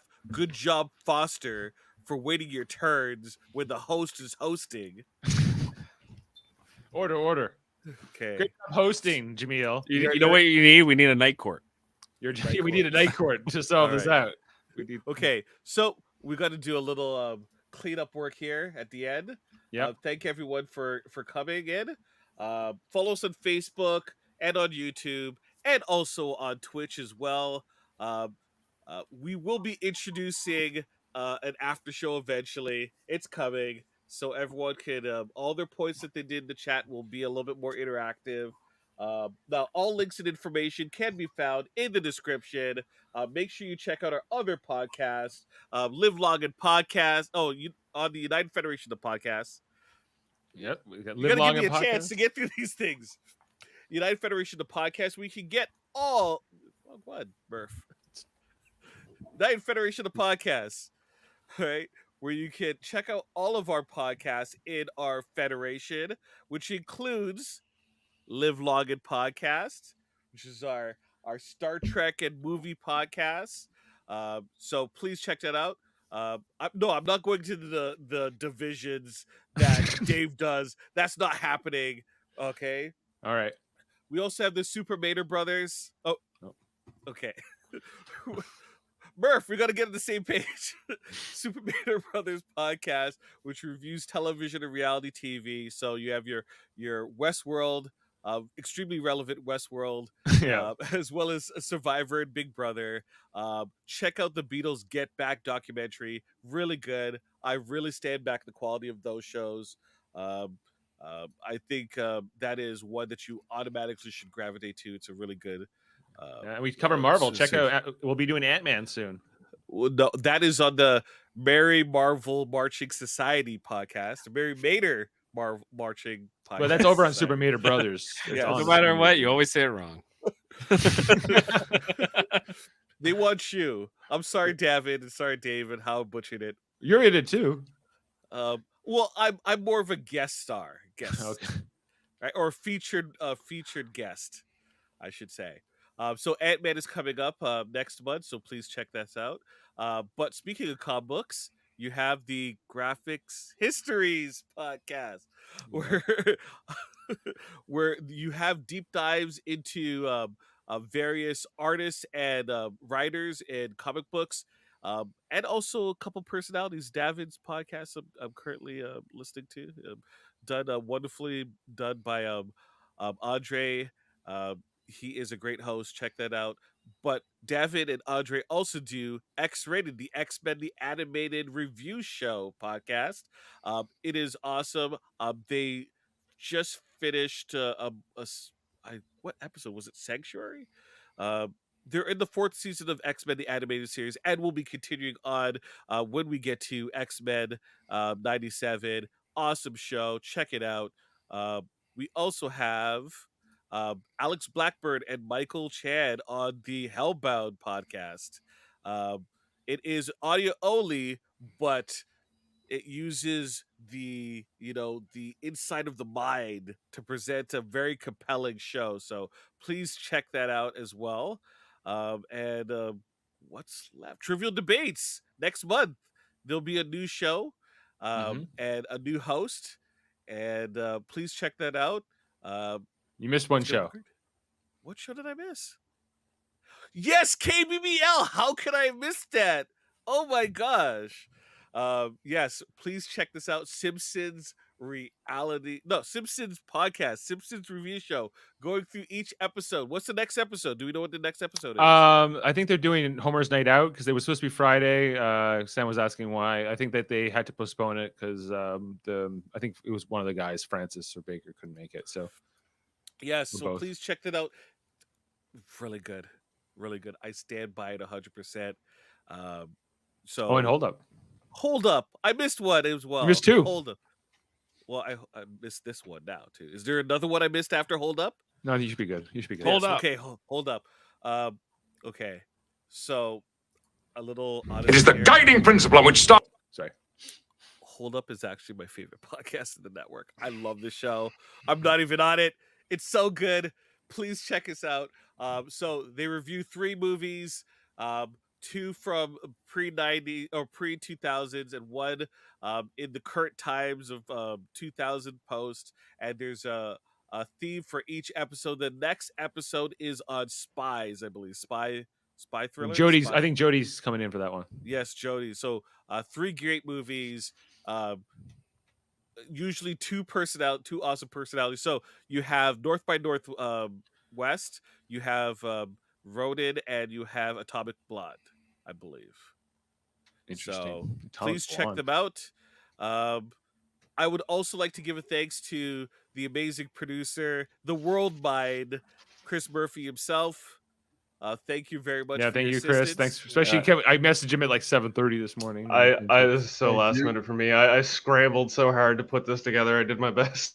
You did great, man. You did a great job. I appreciate it. Also to our contestants and eventually our winner, thank you very much. The show is only as good as the people who are competing in it, and you all are better than Chris Seymour. We did it. That's it for Trivial Debates. Play us out. Okay, well, let's head on out of here, guys. And where's our theme music when we need it? I'm dancing for no reason.